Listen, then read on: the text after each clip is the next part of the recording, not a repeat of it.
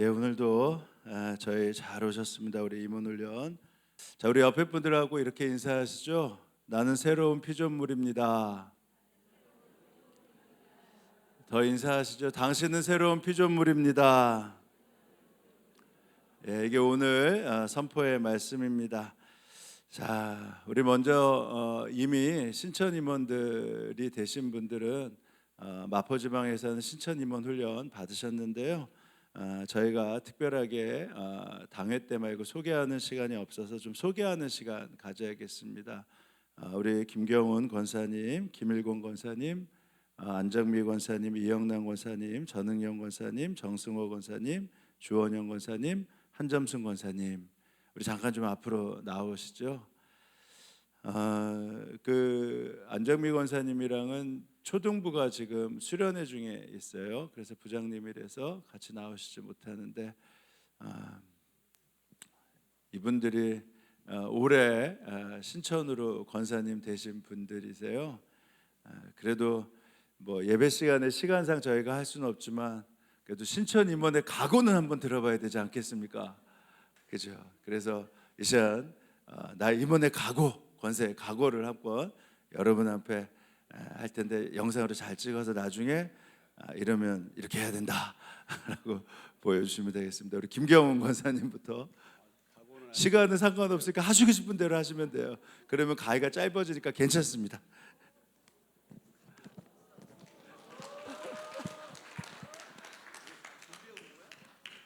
준비하라고 하셔가지고 준비했는데 저기 각오는 아니고요.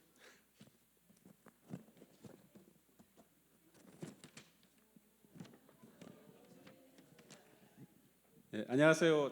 김경훈 권사입니다. 저는 신천교회에 2010년에 입교하여 13년이 다 되었습니다. 부끄럽게도 이제야 권사 직분을 받았습니다. 제가 얼마나 믿음 생활이 부족했는지 느끼게 됩니다. 입교 당시에 벅차고 기쁨에 설렜던 마음이 생각납니다. 저는 열심히 교회에 나와 예배도 드렸고 교회에서 준비하는 모든 교육 프로그램에 다 참여했습니다. 성경 관련 책들도 많이 읽었고 성경 일독도 했으며 교회 홈페이지에 있었던 성경 쓰기에도 도전했습니다. 하지만 어려움이 닥쳤을 때 좌절하고 고민하고 늘 힘들었습니다. 마음은 늘 불안하고 몸은 피곤했습니다. 이상했습니다. 교회도 열심히 다니고 말씀 공부도 많이 했는데 행복하지 않았습니다. 늘 걱정하고 고민하는 삶이 계속되었습니다. 모든 결정과 판단은 오직 제 자신이었습니다. 하나님께 여쭤보고 열심을 다해 기도도 드리지 않았습니다. 제 마음에는 예수님이 없었습니다. 성령님이 내 마음에 와 계시는데도 늘 망각하고 전전긍긍했습니다. 이제는 고백합니다. 예수님을 바라보며 예수님과 동행하는 삶이 진정한 행복이며 축복임을 알았습니다. 이제는 제가 하나님을 정말로 사랑하고 있음을 알고 있습니다. 하지만 제가 또 놓치고 있던 것이 있음을 깨닫습니다. 하나님을 사랑해야 하지만 한편으론 두려워해야 하는 분임을 말입니다. 아버지를 사랑하지만 아버지 말씀에 경외감을 가지고 순종하고 따라야 하는 것처럼 말입니다. 제 모든 일정을 하나님께 기도와 간구로 알려드리고 늘 하나님이 원하시는 곳과 예수님이 이끄시는 방향으로 가고자 합니다. 예수님과 늘 동행하는 삶을 살겠습니다. 권사 직분에 맞게 늘 부지런하고 모범이 되는 믿음 생활을 시작하겠습니다. 하나님께서 주신 하루를 진실되고 착하고 의롭게 쓰겠습니다. 2024년도에는 성령의 9가지 열매를 여기 계신 믿음의 선배님인 장로님, 권사님, 사랑하는 집사님들과 풍성하게 이뤄내기를 하나님께 두 손 모아 기도드립니다. 아멘. 감사합니다. 안녕하십니까. 정승호입니다. 뭐 권사, 집사, 교회에서는 그런 직분 크게 중요하지 않다고 생각합니다. 그리고 김경훈 권사님 제일 끝으로 보냈어야 되는데 앞에 와서 참 사전에 얘기된 것도 없고 이거 정말 황당합니다. 문자만 받았는데 뭐 소감 한마디 준비하라 그래서 진짜 간단하게 준비했는데 이렇게 워드까지 치고 올 줄 몰랐고 이 간증의 시간인 줄 몰랐습니다. 정말 제가 간단히 하겠습니다. 저도 교회 온 지 딱 10년하고 한 몇 개월 지났습니다. 와서 부부교구에서 계속 속장도 하고 지금은 교구장 하고 있고요. 하여튼 뭐 제가 처음 믿음 생활을 시작한 곳이 신촌교회입니다. 와서 우리 가족들 온 가족들이 우리 막내 뭐 기저귀 차고 다닐 때부터 이 교회를 다녔었는데 지금 벌써 6학년이고요. 제가 이 서울을 떠나지 않는 한 이 교회에서 뼈를 묻고 열심히 제게 맡겨진 사역 뭐 즐거운 마음으로 늘 그렇지만 교회 내 누구를 만나면 제가 얘기하듯이 교회 일은 크게 부담을 갖지 않는다고 합니다. 저는 갖지 않고 그냥 주님 주시는 마음 제가 할 수 있는 데까지 최선을 다해서 할 뿐이고 크게 부담 느끼지 않고 즐겁게 제 맡은 직분 감당하도록 하겠습니다. 감사합니다. 안녕하세요. 전은영입니다. 저도 한 15년 된 것 같아요. 이 교회 등록한 지. 임재용 목사님 오시기 전에 안동호 목사님 있을 때 아이들 유아 세례 받았고요. 긴 시간 동안 처음에는 쉽지 않은 신앙 생활이었는데 제자 훈련 받으면서 많이 성장한 것 같고요. 주님 앞에 더 가까이 갈 수 있는 기회였던 것 같습니다. 권사직분 받으라고 말씀을 해주셨는데 저는 아직 좀 나이도 어리고 많이 부족한 점이 있어서 피하고 싶은 마음이 정말 컸는데요. 근데 주님 앞에 섰을 때 제가 피할 수 있는 자리는 아무것도 없는 것 같아서 하나님 서시라고 한 자리에 말 없이 그냥 서 있는 것이 하나님께 가장 큰 순종이라고 생각이 되어져서 이 자리에 서게 됐습니다. 마지막까지도 저는 하나님 서라고 한 그 자리에 그냥 순전한 마음으로 서길 원합니다. 저희 모습은 앞으로도 그렇게 되어지길 간절히 바랍니다. 감사합니다.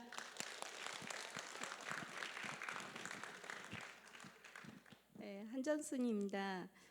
저는 2002년도에 여기 신천교회 등록을 했다가 한 10년 정도 다니다가 신랑을 좀 신앙을 갖게 하고 싶어서 성당에 한 3년 정도 열심히 다니다가 거기서 직분은 다 받았는데 이게 갈등이 생겨서 또 회사에 일이 생기다 보니까 기도할 곳이 필요해서 또 다시 신천교회 새벽에 와서 기도하다가 등록을 다시 또 했는데 또 권사 직분을 주시긴 하셨지만 일단 이게 그릇이 아닌데 이거를 받아도 되나 참 갈등도 많이 되고 또 저희가 좀 믿음이 많이 약하고 하나님한테 아침에 일어나면 오늘도 이렇게 눈뜨게 해주셔서 감사합니다라는 말씀을 이렇게 하게 되더라고요. 근데 요즘에 이제 친구 주변에도 그렇고 이제 친구도 아픈 사람이 조금 나타나기도 하고 하면서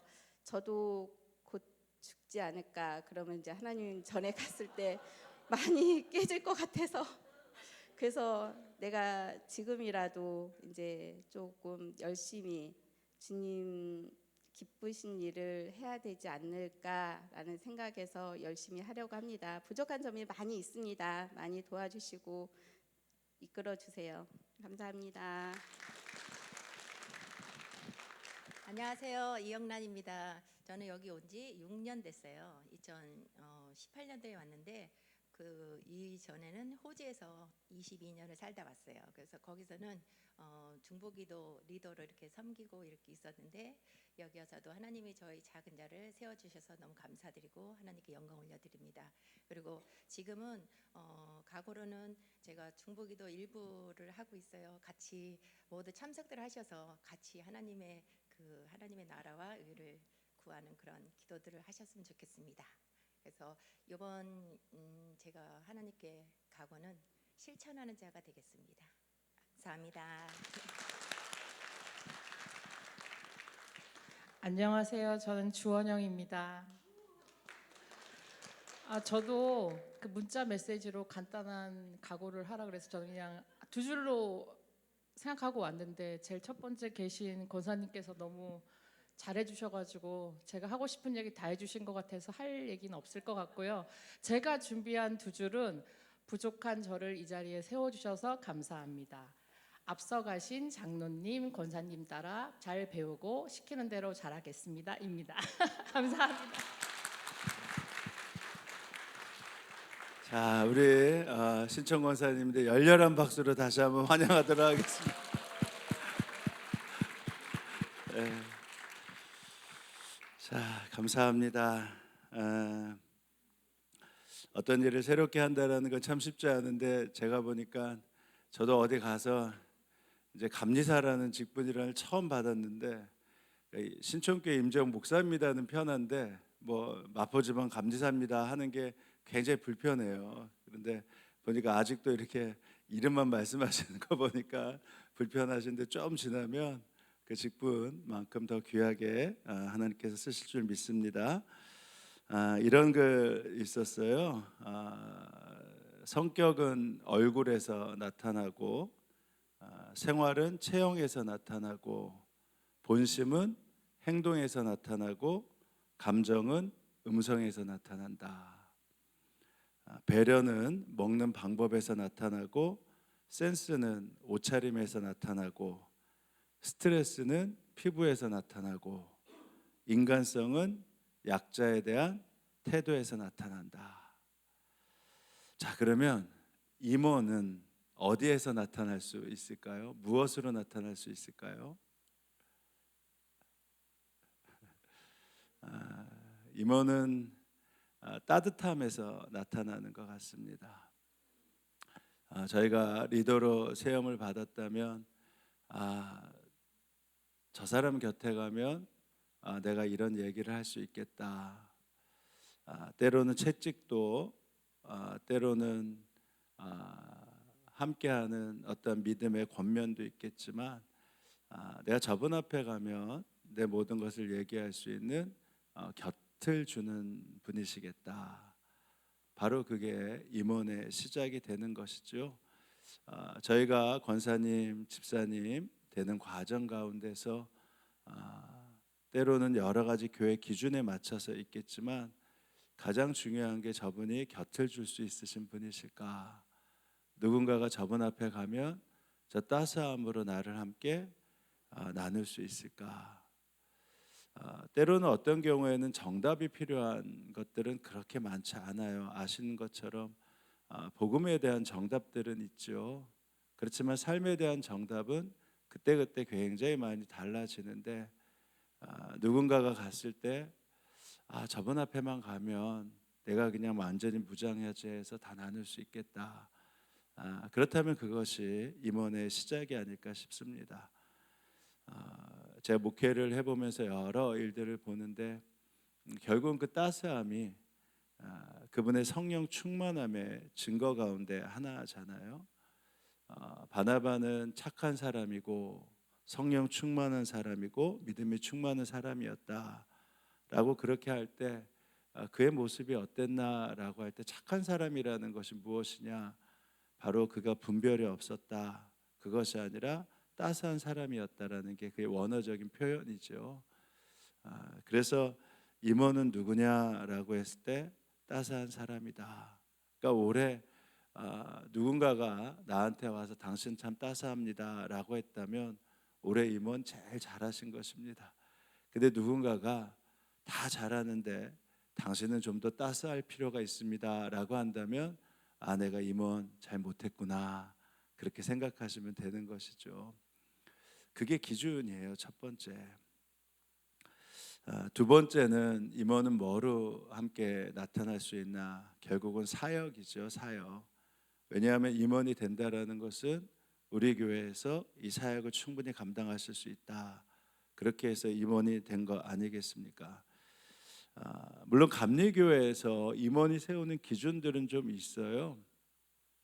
먼저 교인이 된다라고 하는 기준들이 있죠. 교인이라고 하면 18세 이상 세례 받으신, 우리를 보면 뭐 보통 고등학교 졸업한 이제 청년들서부터 입교인이라고 하는데요. 세례를 받고 이제 교회 성도로서 등록했다. 이걸 입교인이라고 하는데 교리와 장정에 보면 입교인이 되면 의무는 이렇습니다. 첫 번째, 예수 그리스도를 구주로 사람들에게 증거한다. 이게 바로 입교인의 약속입니다. 두 번째, 함께 읽으실까요? 매일 성경을 읽으며 기도한다. 세 번째는 예배, 기도에 속해 교회, 학교, 부흥회, 그 밖에 모든 은혜 받는 집회에 참석한다. 교인이 되면 이것들이 그냥 참석하나 마냐가 아니라 참석하기로 약속한다라는 것입니다. 예배, 기도회, 속회, 교회학교, 부흥회. 그다음에 네 번째, 교회 의무금인 헌금과 11조 교회 사업에 대한 헌금을 낸다. 그러니까 헌금에 대한 의무가 있다라는 거예요. 뭐 아시는 것처럼 교회가 이렇게 운영됐을 때 뭐 결국은 이 정기를 교회 관리만 하는 것도 굉장한 비용이 들지 않습니까? 그렇다면 내가 여기에 입교인이 되었다라고 하면 여기에 대한 책임을 같이 지겠다라고 하는 것이죠. 그래서 뭐 의무금인 헌금과 11조 교회 사업에 대한 헌금을 함께 낼 수 있어야 된다.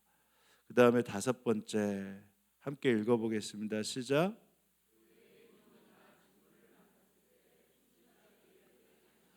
네, 오늘 같이 신천 권사님 되신 분들 참 감사한데 바로 이 모습입니다. 그리고 여섯 번째는 지역사회에 섬기는 일을 솔선수범한다.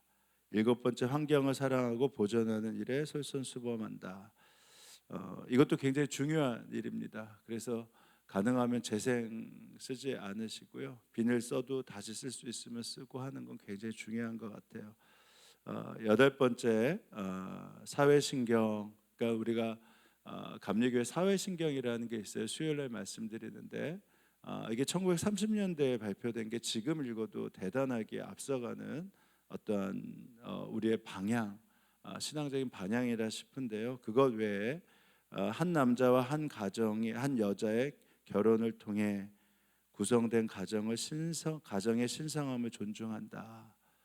그러니까 한 남자와 한 여자의 결혼을 통해 구성된 가정의 신성함을 존중한다. 바로 이 모습이 굉장히 중요하다는 겁니다. 임원이라면. 근데 이렇게 임원이 된 다음에 그럼 집사님은 어떻게 되나? 입교인이 된 후 2년이 지나면 집사님이 되실 수 있어요. 그리고 연령으로 보면 70세 미만입니다. 70세 미만이 집사님이 되실 수 있어요. 그래서 집사의 직무는 이렇습니다. 교인된 의무를 열심히 수행하며 교인의 모범이 된다. 그러니까 이제 입교인에 있어서 좀 더 다른 사람보다 모범이 된다. 두 번째, 기도 생활, 전도, 봉사 등으로 교회 부흥에 앞장서야 된다. 그러니까 이제 집사님이 많아지면 교회는 어떻게 된다는 거예요? 부흥된다. 그러니까 집사님이 많아지면 우리 교회 굉장히 부흥되겠다. 그렇게 생각하시는 겁니다. 그리고 권사님은 집사님이 되신 지 5년 후면 다 자격이 있으세요. 5년이 되면 자격이 있으시고 연령으로 보면 70세 미만이 되시게 됩니다. 근데 무조건 권사님서부터는 되는 게 아니라 규정이 있어요. 규정. 그 규정이 무엇이냐면 입교인 10명당 1명만이 권사님이 되실 수 있어요. 그러니까 만약에 우리 교회가 10명이다 그러면 권사님은 한 분만 세워져야 됩니다. 그러면 우리 교회 입교인은 올해 몇 명이냐? 539명이에요. 그러면 올해 우리 교회 권사님은 몇 분이 되셔야 되죠? 53명, 뭐 많으면 54명이 돼야 됩니다. 그래서 감리교회에서는 집사님과 권사님을 1년직으로 했어요. 1년직으로. 그때 교회 입교인 구성에 맞춰서 어떠한 권사님이나 그 숫자들을 조절할 수 있도록 1년으로 그렇게 되어 있습니다. 그러니까 우리 교회는 지금 신청 권사님 포함해서 남자 28명, 여자 71명이니까 총 99분이 저희가 권사님이십니다. 거기에 70세 이상은 빼고요. 70세 이상은 빼고요. 만약에 이렇게 따지면 59세가 63명, 60대가 46명, 70대가 66명, 175명이에요. 다 확장을 하면 그러면 저희는 지금 올해 몇 명이 돼야 되죠? 59명이 돼야 되는데 한참 늘었죠. 근데 아마 이래서 그런지 감리교 교리와 장정에서 법을 개정했어요. 법을 개정한 게 뭐냐면 60세 이상은 권사의 정수에서 제외한다. 그러니까 이게 왜냐하면 교회들마다 권사님이 너무 많아지니까 이게 도저히 안 되겠다. 그러니까 60세 이상은 권사님 정수에서 제외한다. 근데 제가 59세 이하가 몇 분이라고 해서 저희 교회가 63명. 근데 지금 저희는 올해 정족수가 몇 명이에요? 54명. 그래도 한 9분 정도 초과된 상태입니다. 근데 이 정도면 굉장히 아주 나이스한 상황이에요. 나이스한 상황. 그러니까 권사님이 저희가 많아요, 적어요? 안 많아요. 안 많아요. 안 많아요. 안 많아요. 아예 9명 들었는데 540명 중에서 9명 들었는데 권사님 많아요, 안 많아요? 안 많아요. 안 많아요. 더 많아지셔야 돼요. 더 많아지셔야 돼요. 안 믿으시네. 자, 권사님이면 어떤 분이 되어야 되나? 왜냐하면 목사는 권사님 많을수록 정말 좋습니다. 첫 번째 권사의 직무 읽어보겠습니다. 시작. 그러니까 제가 가가지고 권사님 오늘 저기 기도해 좀 인도하셔야겠어요 하면 어떻게? 제가 못해요. 이러지 마세요. 이러는 게 아니라 어떻게 하셔야 돼요? 이게 권사님이세요. 그러니까 권사님 많으시면 기도회가 어떻게 돼요? 활성화되고 좋아지고. 권사님 많으셔야 돼요? 적어야 돼요? 많아야 돼요. 자, 두 번째 함께 읽겠습니다. 시작.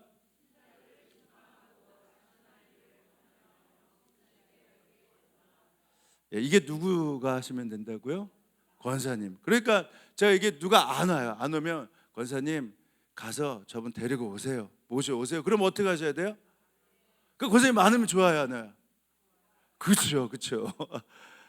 그러니까 제가 참 감사한 게 이제 저희가 사역자들, 우리 목사님들 또 이렇게 코로나 기간에 되면서 이제 못 오시는 분들 같이 이렇게 크로스 체크를 못한 경우도 있었는데 참 감사한 게 지금도 제가 들었는데 어느 권사님은 주일날 지나서 안 오시는 분이 있으면 연락을 다 하신대요. 왜 안 왔어 하면서. 얼마나 감사하고 든든한지 모릅니다. 왜냐하면 물론 저희가 뭐 사역자들이 다 할 수 있어야 되지만 때로는 보면 저희가 교구로 따지면 이제 오호연 목사님 한 분밖에 안 계신 거죠. 그러니까 쉽지가 않아요. 그래서 교구장님들이 그 일들을 하시는데 옆에서 이제 보다가 안 왔다. 좀 마음이 낙심했다. 그러면 어떻게 해야 돼요? 누가 가면 돼요? 누가 가시면 돼요? 혹시 집사님들은 조금 여유가 있으셔도 돼요. 집사님들은 조금 누가 가셔야 됩니까? 권사님이. 그러니까 권사님이 많으셔야 되는 거예요. 자, 3번 읽어보겠습니다. 시작.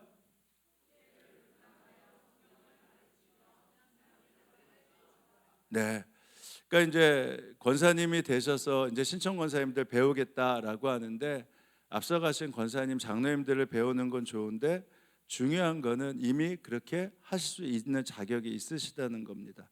그러니까 속회를 다 할 수 있고 성경도 가르칠 수 있고 신앙생활을 이렇게 하는 거야라고 지도할 수 있다. 그다음에 네 번째 함께 읽어보겠습니다.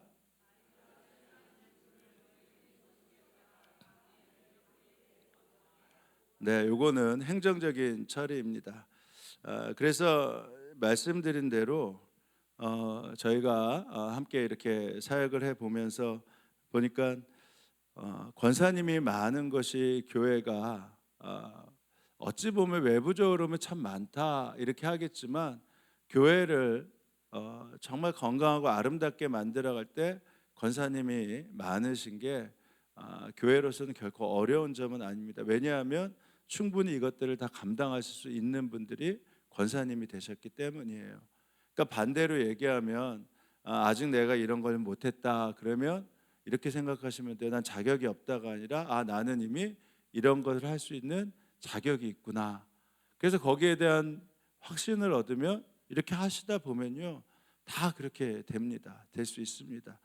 그러니까 기도에 인도하시는 거, 낙심한 이를 권면하고 전도하는 거, 성경 가르치고 지도하는 거, 그 다음에 그 임무들을 함께 하시는 것. 자, 또 하나 꼭 하셔야 되는 게 따뜻함과 더불어 이제는 이런 확신들과 이런 자격으로 인해서 권사님 집사님이 되셨기 때문에 이제 사명을 감당하셔야 되는데, 그 첫 번째는 하나님과의 사역이 있고요. 그 다음에 교회 안에서의 사역이 있고, 그 다음에 세상과의 사역이 있습니다. 하나님과 나와의 사역이 뭘까요? 하나님과 나와 해야 될 사역이 뭘까요? 그것은 바로 예배입니다.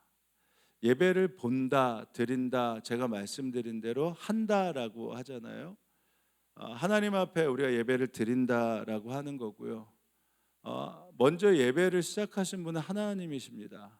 출애굽기를 이제 말씀드리면서 나누겠지만 그 예배를 하나님과 함께 하는 거예요. 그 일들을 이게 사역이에요. 하나님이 보셨을 때, 왜냐하면 처음에 예배를 만드시면서 이것이 너와 내가 해야 될 일이다라고 하셨어요. 그러니까 최소한 직분자라면 예배에 대한 사역을 결코 소홀히 하시면 안 됩니다. 물론 직장 생활이나 여러 상황들이 있을 수도 있겠지만, 교회에서 공식적인 예배다라고 했다라고 하면 그것들이 나에게 있어서 하나님과의 사역을 해야 되는 거구나라고 생각을 하셔야 됩니다. 그래서 주일 예배뿐만 아니라 주일 예배를 뭐 여기서 무슨 일이 있으면 딴 데 가서 드리겠다가 아니라 이곳에서 함께 그 사역을 하셔야 돼요. 주일 예배를 빠지지 않도록 하셔야 됩니다. 두 번째, 금요 성령 집회, 이거를 우리 장로님들하고 매번 의논할 때가 많아요. 왜냐하면 우리가 속회를 더 활성화시킬 때 금요 성령 집회를 어떻게 해야 되나. 근데 그것이 우리에게 있어서 아직 바뀌지 않았다면 금요 성령 집회 사역을 하셔야 됩니다. 그러니까 금요 성령 집회 올 때 은혜 받겠다라고 하실 뿐만 아니라 내가 사역하러 온다, 하나님과의 사역하러 온다 하셔야 돼요. 그리고 소홀히 여기시면 안 됩니다. 수요 예배도 마찬가지고요, 새벽 예배도 마찬가지입니다. 이게 바로 예배에 대한 사역이에요. 또 하나, 그렇기 때문에 그 사역을 위해서 이제 우리 집사님들은 아직은 아니시지만 저희 교회는 권사님들은 집사님들은 수요 예배 하시죠. 또 권사님들 주일날 기도를 하십니다. 그럴 때 이 사역 절대 안 하시겠다고 하시면 안 돼요. 이건 사역을 하셔야 되기 때문에 하신 겁니다. 그러니까 우리 예배부에서 이렇게 기도해 주셔야 됩니다. 그러면 전 못해요가 아니라 당연히 하셔야 됩니다. 왜냐하면 이게 사역이기 때문이에요. 그래서 제가 지금도 보면 수요일 날도 어떻게 이렇게 기도를 잘 준비해 오셨을까, 주일 날도 보면 어떻게 이렇게 기도를 잘 준비해 오셨을까. 심지어 우리 장로님들하고 얘기했을 때 어떤 경우에는 우리 장로님들 다 1부만 하겠다, 우리 권사님들을 2부 설교를 했으면 좋겠다 할 만큼 저희 교회는 열려 있습니다. 뭐 장로님들이라서 무조건 2부를 한다, 1부를 한다 그렇지 않거든요. 그래서 권사님들은 이 사역 꼭 중요시 여기셔야 돼요. 최소한 52줄에서 많은 기회들이 생기지는 않겠지만, 만약에 권사님들이 기도를 우리가 다 하겠다라고 하면 장로님들이 그 충분히 다 양보하실 수 있습니다. 그러니까 거기에 대해서 내가 기도를 해야 되면 이 사역을 감당해야겠다라고 하시면서 기도 꼭 열심히 준비하시면서 이 사역 감당해 주셔야 돼요. 근데 다만 그럼 기도할 때 어떻게 하는 게 좋은가? 기도는 우리가 말한 대로 하나님과 예배한다라고 했을 때 기도는 하나님께 올리는 거죠. 그러니까 하나님께 기도하는 거예요. 하나님께. 그러니까 하나님께 기도한다라고 했을 때 잘 기억하시고 준비하셔야 되는 게, 어떤 성경 구절을 인용하거나 어떤 일들을 했을 때 이게 하나님 앞에 기도한다라는 것을 꼭 잊지 않고 하셔야 됩니다. 그러니까 우리를 다 대신해서 하나님께 올리는 거예요. 대표 기도라는 거잖아요.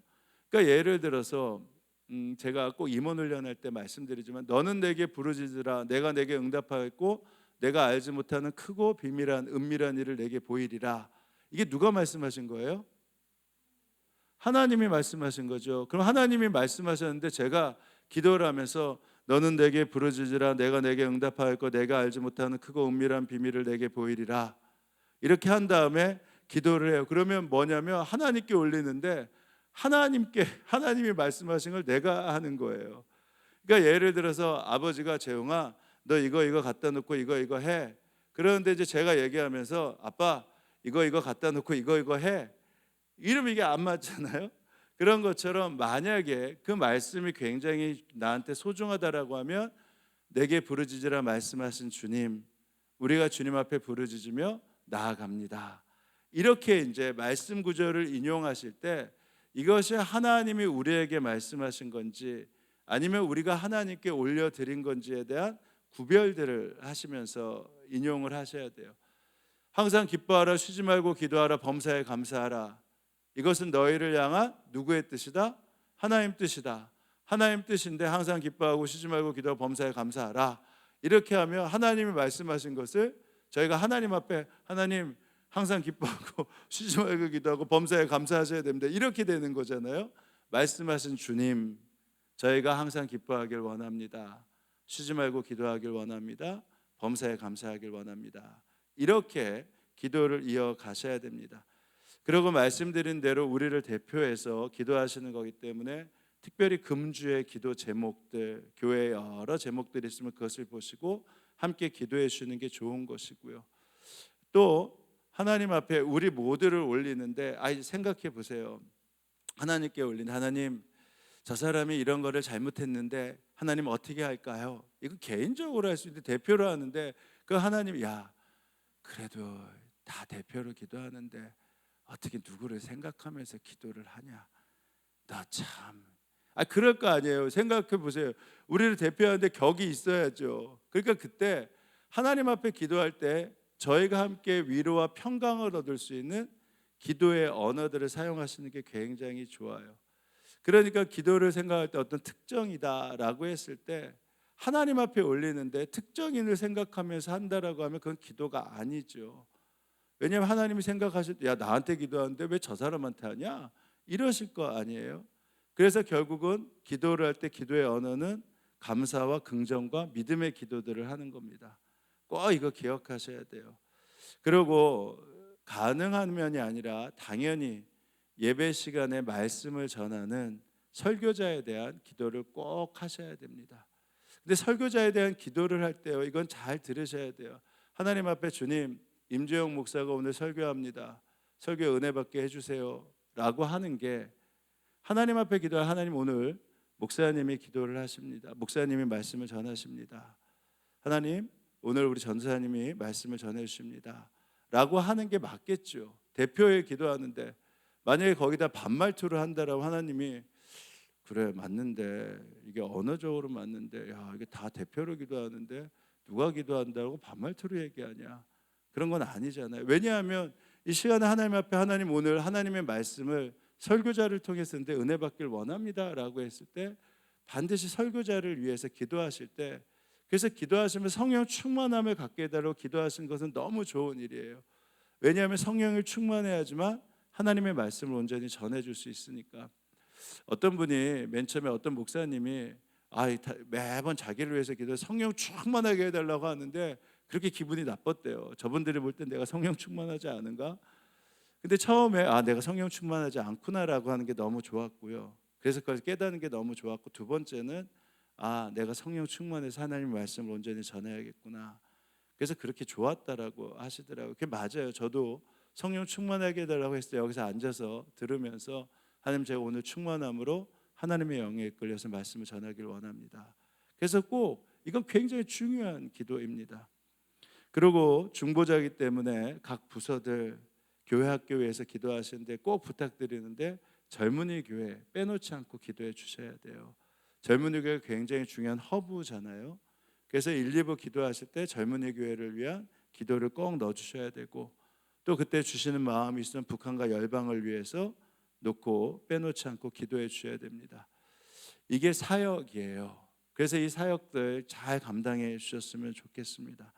두 번째, 이 하나님과의 사역은 예배라고 했어요. 성도와의 사역이 있습니다. 그것이 무엇이죠?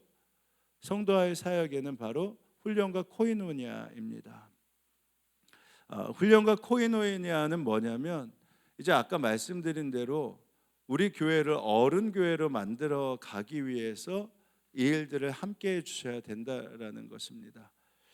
분명히 하나님께서 말씀하셨어요. 장성한 분량에 이르기까지 너희들이 힘써 행하라라고 했습니다.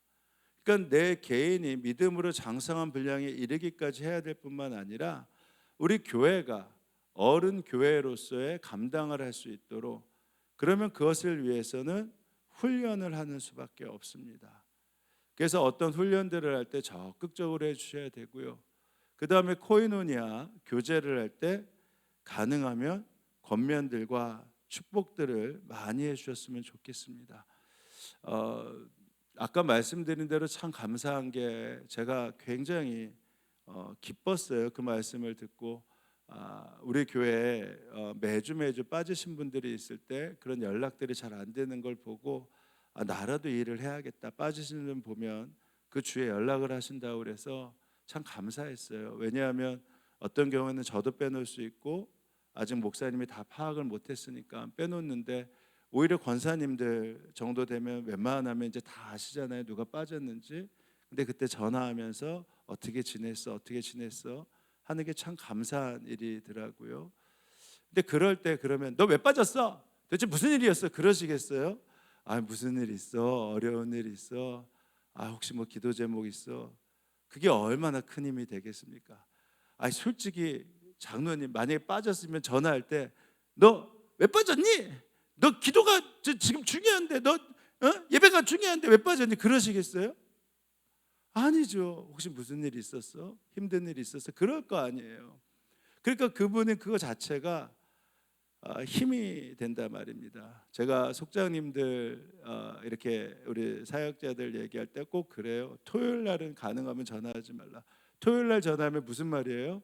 내일 빠지지 말고 나와라는 거잖아요. 근데 월요일 화요일 날 전화하면 무슨 말이에요? 혹시 무슨 일 있었어? 라는 거잖아요. 전화하려면 월요일 화요일 수요일에 전화하고 토요일 날은 절대 전화하지 말라고 해요. 진짜 급한 일이 아니면. 토요일 날은 빠지지 말고 나오라고 하면 그 몇 번 들으면 전화 이제 안 받아요. 요즘엔 번호가 나와서. 그렇잖아요. 월요일 화요일 날 전화하면 무슨 일이 있었어가 되는 거거든요.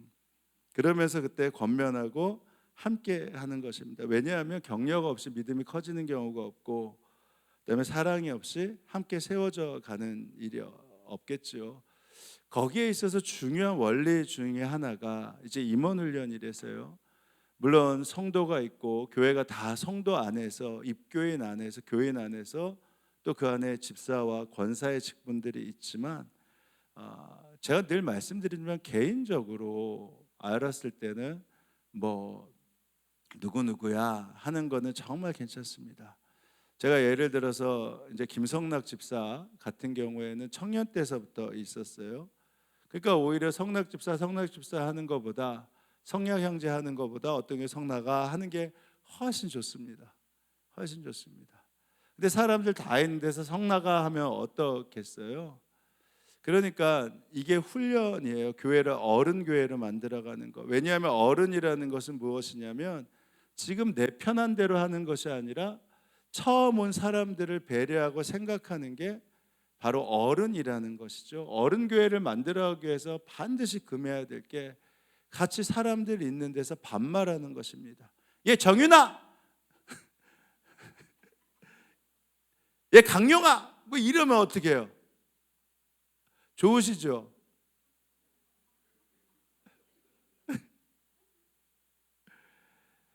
잘 들으셔야 되는 게, 어찌됐든 간에 사람이 몇 명이서 모여 있다. 그러면 그 공식적인 자리에서는 직분을 불러주셔야 돼요. 뭐 이름을 불러, 권사님, 뭐 집사님 이렇게 불러주셔야 됩니다. 아무리 친하다 하더라도요, 그렇게 하면 안 돼. 제가 집에서도 그렇다고 하잖아요. 집에서도요, 마지막까지 격을 낮추지 않을 수 있는 거는 존대어와 그리고 이름을 함부로 부르지 않는 것입니다. 제가 말씀드린 대로 집에서 여지껏 결혼해서도 한 번도 이름을 뭐 선주야 이런 적이 없어요. 왜냐하면 우리가 마지막으로 함께 어른됨을 유지할 수 있는 방법이 그 사람의 존중을 잃지 않는 것입니다. 그러니까 여러 명 있고 같이 있을 때 어떻게 되시냐면 꼭 어떻게 해야 돼요? 존대어를, 직분을 뭐 집사님, 권사님 하셔야 돼요. 만약에 그게 안 되지만 불꽃 같은 눈동자로 우리 장로님들이 만약에 반말을 한다 하면 딱 가셔가지고 옐로우 카드를 갖고 계시다가 주머니에 옐로우 카드를 보내셔야 돼요. 옐로우 카드를. 왜냐하면 그건 친근함이 아닙니다. 그건 어른됨을 망치는 자리가 되는 거예요. 또 하나 교회의 어떠한 사역 중에 하나가 영적 질서를 지켜주시는 겁니다. 정말 부탁드리는 것이 아니라 당연히 하고 계시지만 우리 장로님들 정말 귀하신 분들이십니다. 아마 우리 교회만 다니셔서 잘 모르시겠지만 다른 교회 다니셨던 분들 혹시 계실지 모르겠지만 제가 여기 담임이라서가 아니라 우리 장로님들 정말 귀하십니다. 우리 장로님들처럼 이렇게 사역들을 많이 하시고 이렇게 섬기는 걸 많이 하시는 교회가 많지 않아요. 그래서 장로님들 꼭 존귀히 여겨 주셔야 됩니다. 그러니까 어디 가서나 뭐 할 때 뭐 다 부족함이 있죠. 뭐 저가 제일 부족함이 많고 그렇게 있을 때 그래도 장로님들이라면 그래도 우리 장로님들이 하셨으니까 우리 장로님들이 말씀하셨으니까 장로님들이 이렇게 하시니까 라고 하면서 어떤 질서들을 세워주시는 게 어른이잖아요. 어른은 어떤 질서들을 세워주는 자리들을 마련해 줍니다. 그걸 배우면서 자녀들이 그 질서들을 세워가는 것이죠. 그래서 장로님들에 대한 어떠한 존중들 또 거기에 대한 권위들 잘 지켜주셔야 되고요. 또 하나는 마찬가지로 사역자들에 대한 존귀함을 잃지 않으셔야 됩니다. 어저께도 말씀드렸듯이 그건 직이에요. 직이기 때문에 사람이 부족하다고 하면 제가 봤을 때 우리 전도사님들이 우리 장로님들이나 우리 권사님 집사님보다 훨씬 부족합니다. 뭐 지금 저기 계신 이시원 전도사님은 지금 전도사님 23살이신가요? 네, 23살이세요. 제 아들이 이제 24살인가 25살인데 이제 어느 순간부터 제 아들보다 어린 전도사님이 오셨어요. 근데 제가 우리 전도사님한테 시오나 뭐 그러지 않습니다. 그러니까 전사님이 결정하셨다면 하셨다라고 해요. 왜냐하면 그것이 직이기 때문입니다. 그래서 어떤 잘못을 할 때는 따끔하게 얘기해 주셔야 돼요. 이거는 믿음의 선배로서 이거는 절대 잘못되지 않았습니다. 그렇지만 그 안에 직에 대한 존중함을 가지고 해주시게 되면 그게 오히려 질서들이 잡혀가죠. 그래서 미숙하고 잘못한 거에 대해서는 말씀하시는 거는 절대 잘못되지 않아요. 저에게도 마찬가지예요. 뭐 저도 어떤 경우에 이렇게 듣다 보면 이게 맞나라고 싶다가도 한 번 더 생각해 보면 오히려 감사하다. 사실 그런 생각들을 많이 하죠. 그래서 우리 장로님들에 대한 존중함 그리고 사역자들에 대한 존귀함들 꼭 잘 지켜주셔야 됩니다. 그렇게 되면 이것이 교회에 대해서 함께 사역하는 모습들입니다. 그리고 이제 세상에 대한 사역이 뭔가 바로 전도와 선교와 봉사이죠. 나는 그리스도인인데 전도에 관심이 없다. 이것처럼 모순된 게 없습니다. 오늘 왜 이게 뭔가 이게 잠바예요. 전도용 잠바. 이게 여기 교회 마크랑 자기 이름을 새겨놨어요. 신촌교회 임재용 목사, 여기 보면 오호연 목사, 뭐 이수연 전도사, 뭐 다 이름을 여기다 새겨놨습니다. 뒤에는 어떻게 했냐면 신촌감리교회. 이거를 원래 염리동교회 연합회로 하려고 그랬는데 이렇게 해보니까 염리동교회 연합회는 잘 이해를 하지 못해가지고 이렇게 교회 이름을 넣고 먼저 베타 버전으로 잠바를 만들었다가 너무 촌스럽다고 그래서 이걸 이렇게 만들었어요. 이렇게 만든 게 뭐냐면 어디 가서 전도할 때 신분들이 분명하면 굉장히 좋더라고요. 어제 우준호 권사님 이거 입고 공덕동 가서 전도하고 오셨는데 일단 나갈 때 자세가 달라지더래요. 자기 이름 다 보니까, 교회 이름 다 보니까. 그러고 나서 전도할 때 의외로 많이 받았다 이렇게 말씀하시더군요.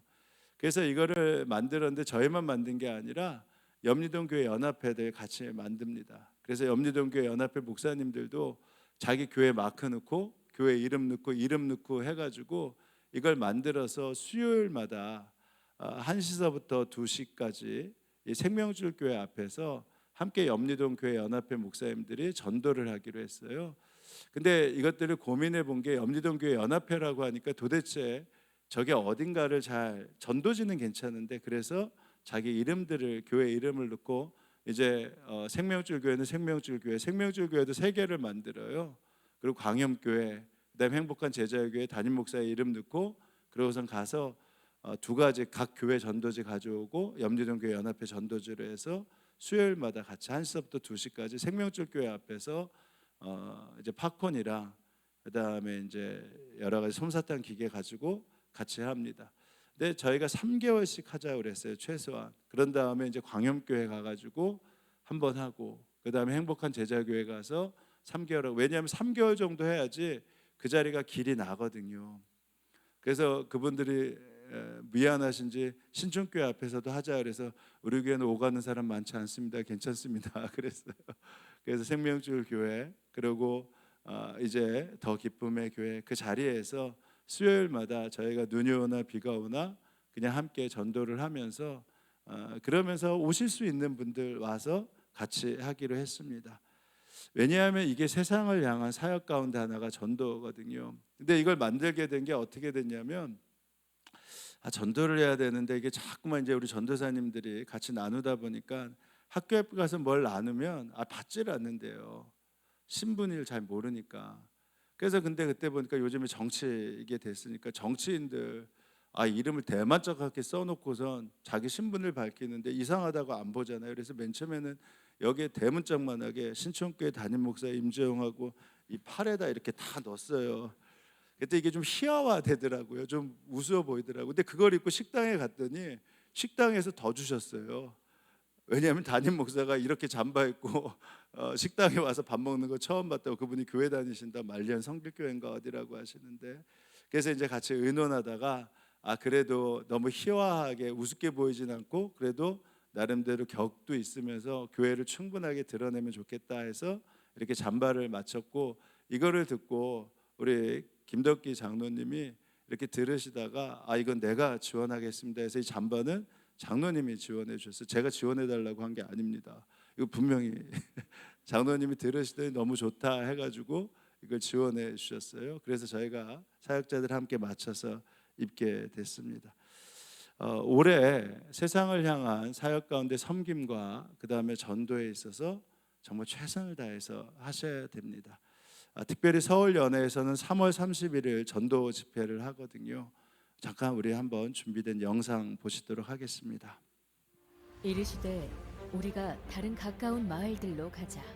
거기서도 전도하리니 내가 이를 위하여 왔노라 하시고, 예수님께서는 영혼을 구원하기 위하여 이 땅에 오셨습니다. 전적으로 타락해 죄와 저주 속에 살다가 죽어 멸망당할 영혼을 구원하기 위해 십자가에 매달려 대속제물로 죽으셨고 3일 만에 부활하셨습니다. 주님께서는 땅 끝까지 복음을 전하라는 사명을 교회에 주셨습니다. 그러나 지난 수년 동안 교회와 세상은 단절되고 말았습니다.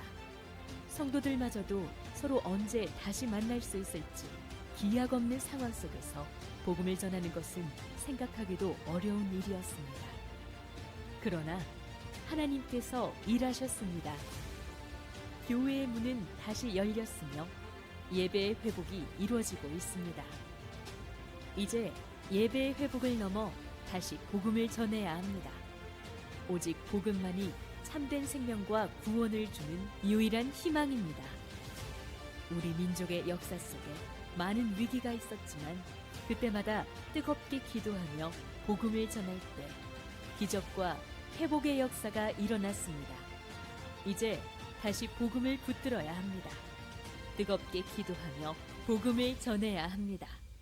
살아계신 하나님의 평강이 서울연의 모든 교회와 성도들에게 함께하기를 바랍니다. 2024년 3월 31일은 부활주일입니다. 이 부활주일을 기해하여 우리 서울연의 모든 교회들이 한마음으로 우리의 주님의 뜻을 이루고자 다짐하고 있습니다. 그것은 주님의 기쁨되는 총력 전도 주의를 지키고자 합니다. 이 일에 온 교회와 성도들이 다 함께 동참해 주시기를 바랍니다. 2024년 3월 31일 부활절, 서울 연회에 속한 모든 성도들이 한 영혼에게 복음을 전하고자 합니다. 전도는 특별한 사람을 통해 이루어지는 것이 아니라 베드로처럼 순종하는 사람을 통해 이루어지는 것입니다. 사랑하는 성도 여러분, 2024년 3월 31일 한 영혼을 구원하는 이 거룩한 대회에 부디 함께 해주십시오. 주님께서 여러분을 통해 놀라운 일을 이루실 것입니다. 아멘. 그들이 믿지 아니하는 일을 어찌 부르리, 듣지도 못한 일을 어찌 믿으리, 전파하는 자가 없이 어찌 들으리, 보내심을 받지 아니하였으면 어찌 전파하리. 기록된 바 아름답고 좋은 소식을 전하는 자들의 와 같습니다.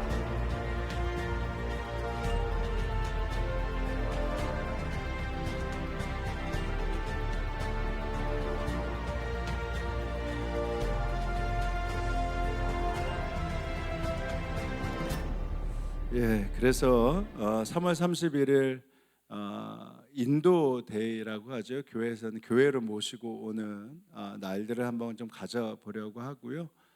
그리고 전도는 예수님의 복음을 전하는 거니까 그거는 때를 어떤지 못 어떤지 같이 하려고 합니다. 그래서 이번 이렇게 임원 훈련을 준비하면서 강사님도 귀하신 분들 많으신데 이렇게 저희가 하기로 한 게 올해는 계속 기도할 때 이런 마음이 주셨어요. 주께서 정말 많은 분들을 보내주시겠구나. 근데 해보니까 이제 이것도 몇 번 지나니까 바나바가 부족해요. 바나바가. 그래서 임원들 모시고 바나바 훈련을 약식이라도 다시 한번 해야겠다.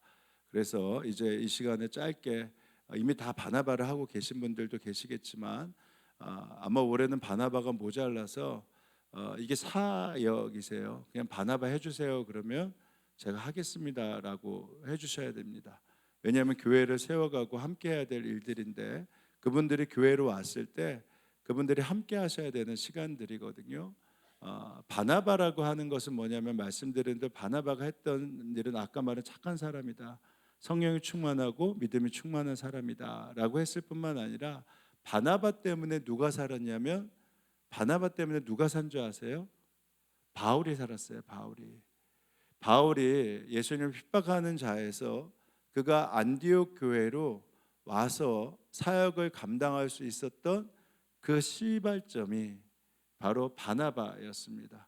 바나바가 없었다면 바울이 없었고요. 바울이 없었다면 초대교회 부흥의 역사가 없었어요.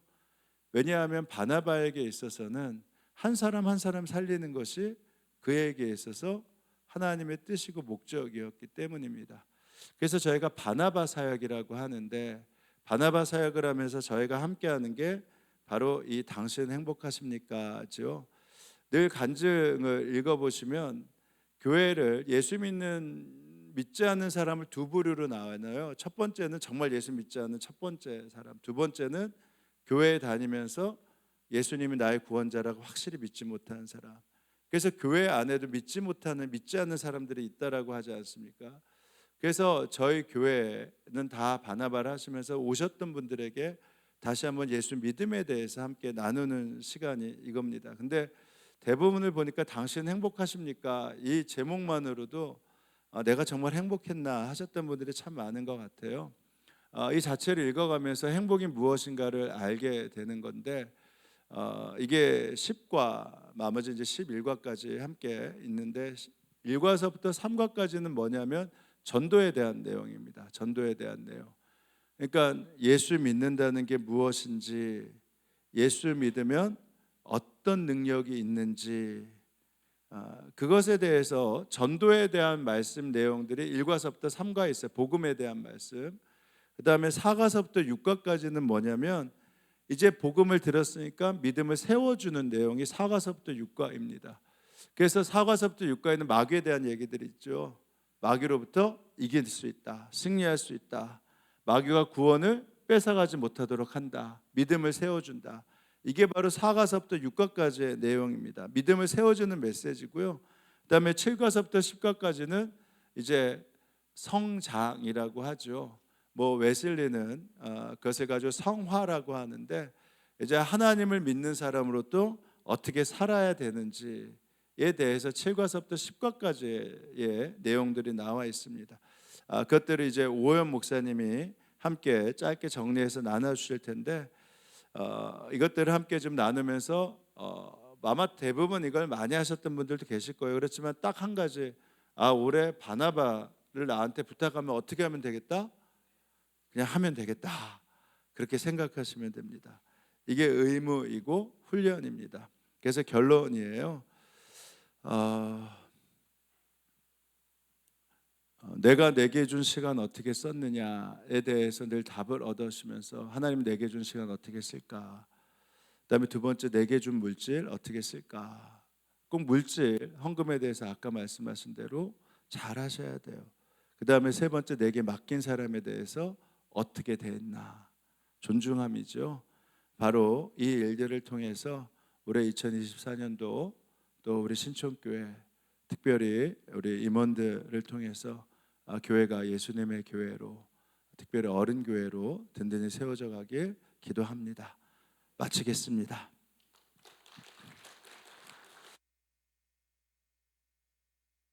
목사님 나오셔서 강의해 주시겠습니다. 오현 목사님이 저보다 더 멋있은 것 같아요.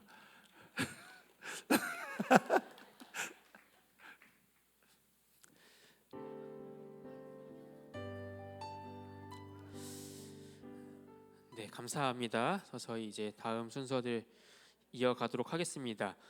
다음 순서가 바나바 훈련 강의인데요. 일단은 1과부터 11과까지 내용들을 제가 준비를 했습니다. 그래서 이 아주 요약된 요 PPT의 내용들을 제가 프린트해가지고 하나씩 나눠 드렸는데, 굉장히 단순합니다. 그 책에 있는 중간에 있는 그 중분류 소제목들을 쭉 적어놓은 내용이고요. 저도 바나바를 해보니까 이 제목 말고 이 소제목들이 좀 이렇게 모아져 있으면 한번 그 바나바 시작하기 전에 쓱 짚어보기 참 좋겠더라고요. 그래서 저도 요약을 해보면서 그 내용들을 이렇게 프린트아웃해서 드렸습니다. 그래서 오늘 사실은 큰 흐름을 쭉 짧게 좀 짚어드리려고 했는데, 이게 저희가 제자훈련 마치고 바나바 교육 받을 때 보통 한 2시간 정도 이 교육을 하는데, 2시간도 넉넉하지 않은 시간이거든요. 그래서 이 시간에 뭐 이 내용들을 다 보기는 쉽지는 않을 것 같고요. 가용한 만큼 제가 오늘 이 큐시트상에 10시 50분까지 이 훈련을 하기로 되어 있는데, 맥시멈 55분 전으로 되는 데까지 해서 마치면은 그 이후로는 그냥 딱 커트하고 다음 순서로 넘어가도록 하겠습니다. 저도 이제 바나바 이 훈련 준비를 하면서, 혹시 저는 바나바를 언제 처음 받아봤을까요? 저는 한 번도 바나바를 사실 받아본 적이 없습니다. 바나바 훈련을 받아본 적이 사역자이다 보니까 어디 교회를 이렇게 부임해서 가면은 저를 바나바 훈련해 주시는 분은 없더라고요. 그랬는데, 그럼 바나바를 저는 언제 한번 처음 양육을 해봤을까요? 여기 신촌교회 와서 재작년에 한번 처음이자 지금까지 현재까지 마지막으로 한번 바나바 양육을 해봤습니다. 젊은이 교회에서 한번 하게 됐는데, 젊은이 교회 새로 오신 분이 나이가 좀 저보다도 사실 형이라서 이 청년들 중에서 할 수 있는 분이 많이 없었어요. 그래서 한 달 정도 이거 누가 바나바를 해야 되나 서로 이렇게 머리를 싸매고 고민을 하다가 목사님이 해주셔라 그래가지고 제가 바나바 받아보지도 못하고, 그때 이제 부랴부랴 제자 훈련 교육 받기도 전이었거든요. 그래서 이 내용이 무슨 내용인가 이렇게 살펴보면서 막 이 바나바를 열심히 했던 기억이 납니다. 근데 돌아보면은 사실 뭐 내용상으로는 책을 보면 얇은 책이고 굉장히 기초적인 신앙의 내용들이 있음에도 불구하고, 막상 이걸 이렇게 나누려고 보면은 또 그렇게 쉽지는 않습니다. 이 얘기를 어떻게 처음 온 사람에게 꺼내야 되지? 라는 고민도 생기기도 하고요. 제가 만났던 바나바 분도 그 앞에 앞서서 한 3년 정도 신앙생활을 하셨는데, 그 앞에 이제 코로나 기간이었거든요. 그래서 뭐 신앙이 있기보다는 정말 새 가족으로 새로 신앙을 가지신 분을 만나서 10주간 진행을 했는데 그럼에도 불구하고 이 10주간의 시간들을 보내면서 굉장히 친밀한 교제들이 일어났고 그분이 이제 그 시간들을 통해서 교회에 필요한 부분들, 궁금한 것들도 많이 듣게 되고 심지어 그 다음에 바로 이어서 제자 훈련도 다 마치시고 수료하셔서 지금 젊은이 교회에서 열심히 사역을 감당해주고 계십니다. 그래서 참 이 훈련이 너무나 좋은 이 양육하고 교회에 정착하는데 중요한 훈련이 되고 저도 한번 이 제자 훈련, 이 바나바 양육을 해보니까 좋은 점이 양육을 받는 사람도 좋지만 양육을 하는 사람에게도 굉장히 다시금 도전이 되고 깨달음이 되고 되짚어보는 시간이 되더라고요. 그래서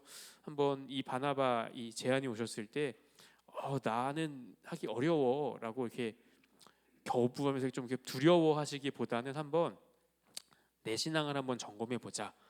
라고 하시는 마음으로 한번 이 바나바에 적극적으로 함께 해봐 주시면 좋을 것 같습니다. 그래서 그 큰 방향에 있어서 좀 도움이 될 수 있는 내용들 제가 쭉 이 내용들 한번 짚어보면서 최대한 55분 전으로 맞춰보도록 하겠습니다. 아마 다 하지는 못할 것 같아요. 이게 총 11개, 이 책에는 10개 다 주차 괄호 되어 있는데 저희는 11주 하나를 더 추가해서 마지막에는 저희 교회 생활, 신앙 생활에 대한 질문과 정리하는 시간들까지 이렇게 기록되어져 있는데 쭉 하다가 마지막에 좀 시간이 부족하다 하면 10일가로 건너뛰어서 마무리하고 이 바나바 강의를 마치도록 하겠습니다.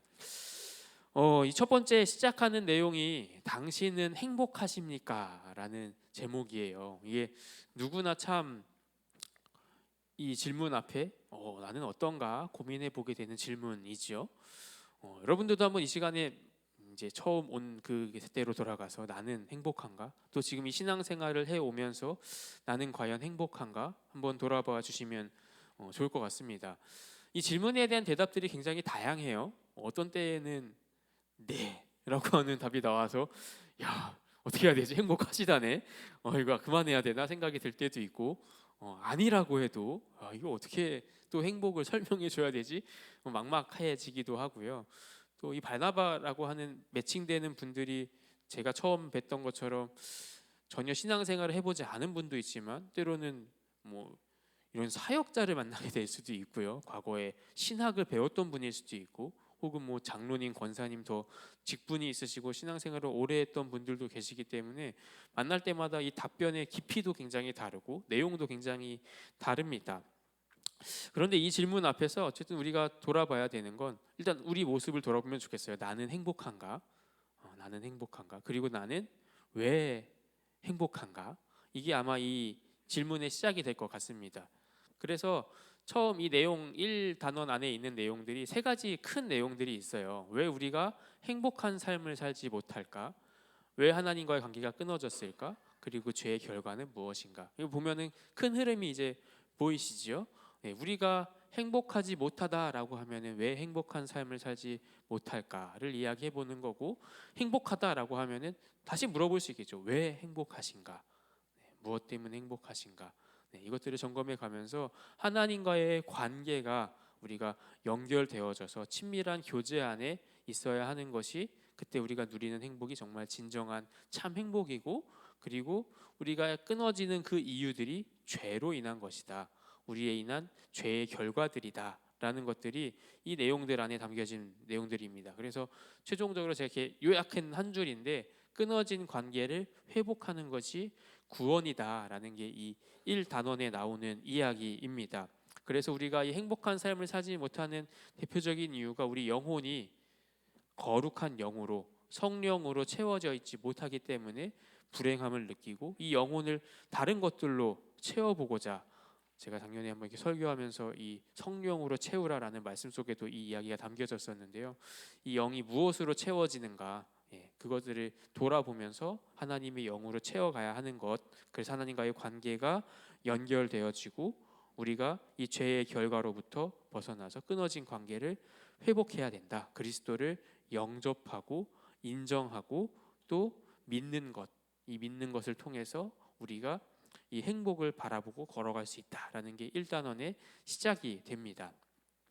그리고 넘어가면은 2주차 내용은 구원을 받으면 그러면 이제 그 하나님과의 관계가 연결이 되면 그 다음에는 우리가 무엇이 좋은가, 어떤 복을 받는가라고 이야기를 했는데, 그럼 뭐가 좋은가? 좋은 게 있어야 믿는 거잖아요. 그럼 무엇이 좋기에 우리가 구원을 받으려고 하나님을 믿고 예수님을 믿는 건가라고 하는 게 이 두 번째 주차입니다. 그 내용에는 이제 네 가지 큰 주제들이 있어요. 예수님을 믿으면 성령을 선물로 받습니다. 영원한 생명을 얻습니다. 하나님의 자녀가 됩니다. 천국의 시민권을 갖게 됩니다. 첫 번째는 제일 중요한 정답이지요. 성령을 선물로 받기 때문에 우리가 믿음으로 나아가는 겁니다. 그럼 성령이 무엇이냐라고 하면 우리 안에 영으로 오신 예수님, 그리스도의 영이 성령이지요. 그래서 이 예수님의 영, 그리스도의 영이 우리 안에 임하면, 성령을 선물로 받으면 우리의 삶이 달라지는 겁니다.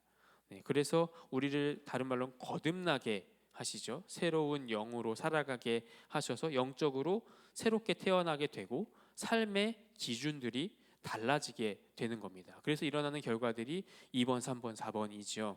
영원한 생명을 얻는다라고 하는 건 더 이상 죽음이 두렵지 않은 삶을 살게 되는 겁니다.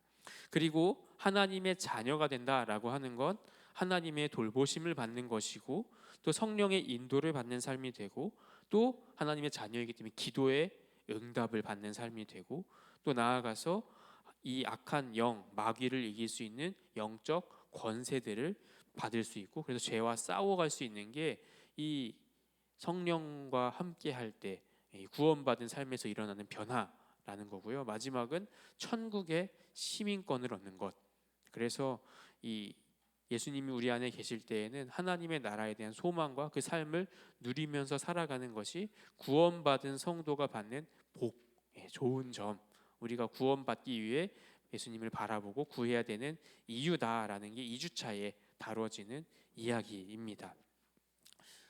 그리고 3주차로 넘어가면은 이제 조금 더 깊은 고민이 시작이 됩니다. 1, 2주차는 조금 인트로처럼 이 행복이 무엇인지, 당신은 어떻게 행복한 삶을 살고 있는지 물어봤고, 또 2주차에는 우리가 죄를 어떤 복을 받는지, 예수님을 믿으면 어떤 복을 받는지를 이야기를 했으면, 이제 그 믿은 다음에 실제 우리 삶에서 그럼에도 불구하고 좋은 건 알겠는데 여전히 나는 그 과거의 모습에 매여 있는 그대로 살아가는 모습들이 발견될 때 우리는 어떻게 해야 되나, 예수님을 믿으면서도 죄를 지으면은 어떻게 되는 건가, 이 죄의 문제에 대한 게 이 3주차의 내용입니다.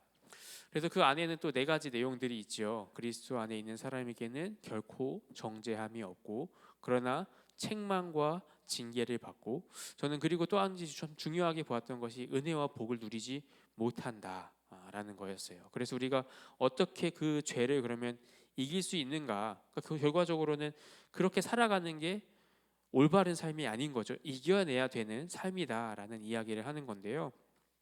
첫 번째로 그리스도 안에 있는 사람에게는 결코 정죄함이 없습니다.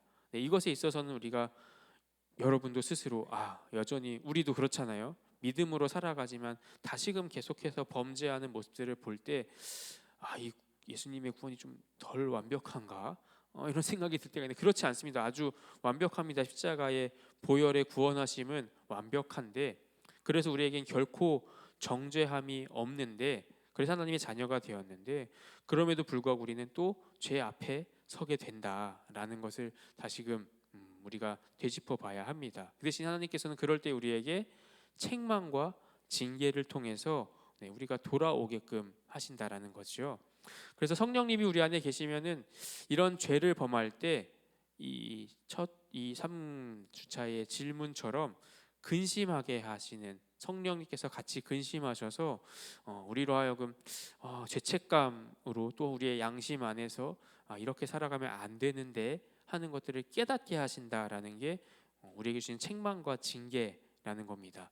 그래서 그런 것들이 떠오를 때 우리가 다시금 돌이켜서 하나님 앞으로 나아가야 하는 삶이 돼야 하는 것이죠. 그리고 이런 삶을 누릴 때에는 이런 죄책감이 있고, 또 내 안에 또 책임과 징계들이 다가올 때에는 이 은혜와 복을 잘 누릴 수가 없습니다. 네, 그래서 우리가 계속해서 죄 앞에 자꾸 돌이켜 설 때에는 그 무게들만 자꾸 느껴질 뿐이지 정말 더해 주시는 은혜와 복을 누릴 수 없기 때문에 우리가 정말 이 죄 앞에 다시 설 때, 죄의 그 무게 앞에 누릴 때 하나님 앞으로 돌아서고자 하는 그 결단들이 필요합니다. 그래서 그것을 어떻게 해야 되는가가 마지막 네 번째 주제에 있는 내용이고요. 네 가지로 이야기를 합니다. 어떻게 그럼 우리가 죄를 이길 수 있나라고 하면은 새 사람이 되었다는 것을 확신하는 것. 내가 그리스도의 영을 입어서 새로운 사람이 되었다, 거듭났다라는 걸 다시금 확신하는 것이 첫 번째이고요. 그리고 또 죄 앞에 섰을 때 그저 또 흘러 보내는 것이 아니라 그 죄를 고백하고 또 회개하고 하나님 앞으로 나아가야 하는 게 이 죄의 앞에 있을 때 죄를 이기는 방법입니다. 그리고 회개하였다면은 용서받았다라는 확신을 가지고 하나님의 용서하심 앞에 나아가야 됩니다. 그래서 이 회개가 우리가 이 죄를 이기는 가장 중요한 길이라는 것을 이렇게 기억하시면서 이렇게 나누어 주시면 좋을 것 같습니다.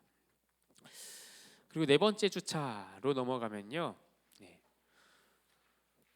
구원받은 성도에게 영적인 권세가 있습니다라고 해서 요 네 번째 주차는 그 다음의 내용, 큰 주제들을 보면 아시겠듯이 마귀에 대한 부분들이 쭉 이제 나오는 부분들입니다.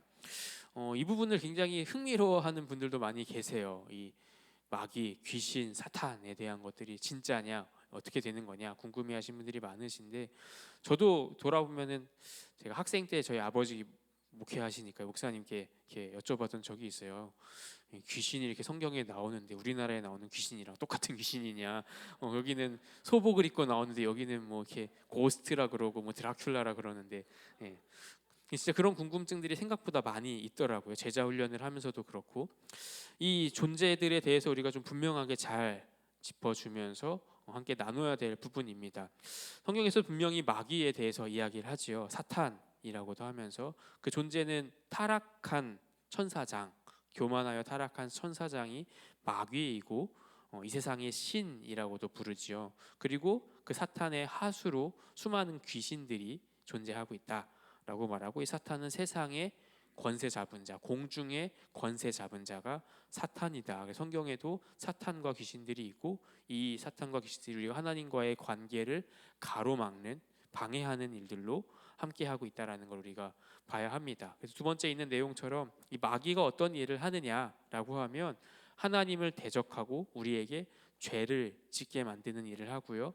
하나님을 믿지 못하게 하고 또한 복음도 믿지 못하게 하는 게 마귀가 하는 일이다 라는 겁니다. 그 밖에 다양한 또 사탄이 우리에게 임하는 일들이 있는데, 우상 숭배를 하게 만들고 또 절망하게 만들고 낙심하게 만들고 또 우리를 분열하게 만들고요. 또 때로는 육체의 질병으로도 찾아와서 우리가 하나님과의 관계가 끊어지도록 하는 게 우리 안에 임하는 사탄, 마귀의 일들이다라는 것들을 함께 나누어 주시면 좋겠고요. 그렇지만 하나님의 자녀에게는 마귀를 이길 영적 권세가 있다라는 것 또한 분명하게 이야기해 주셔야 됩니다.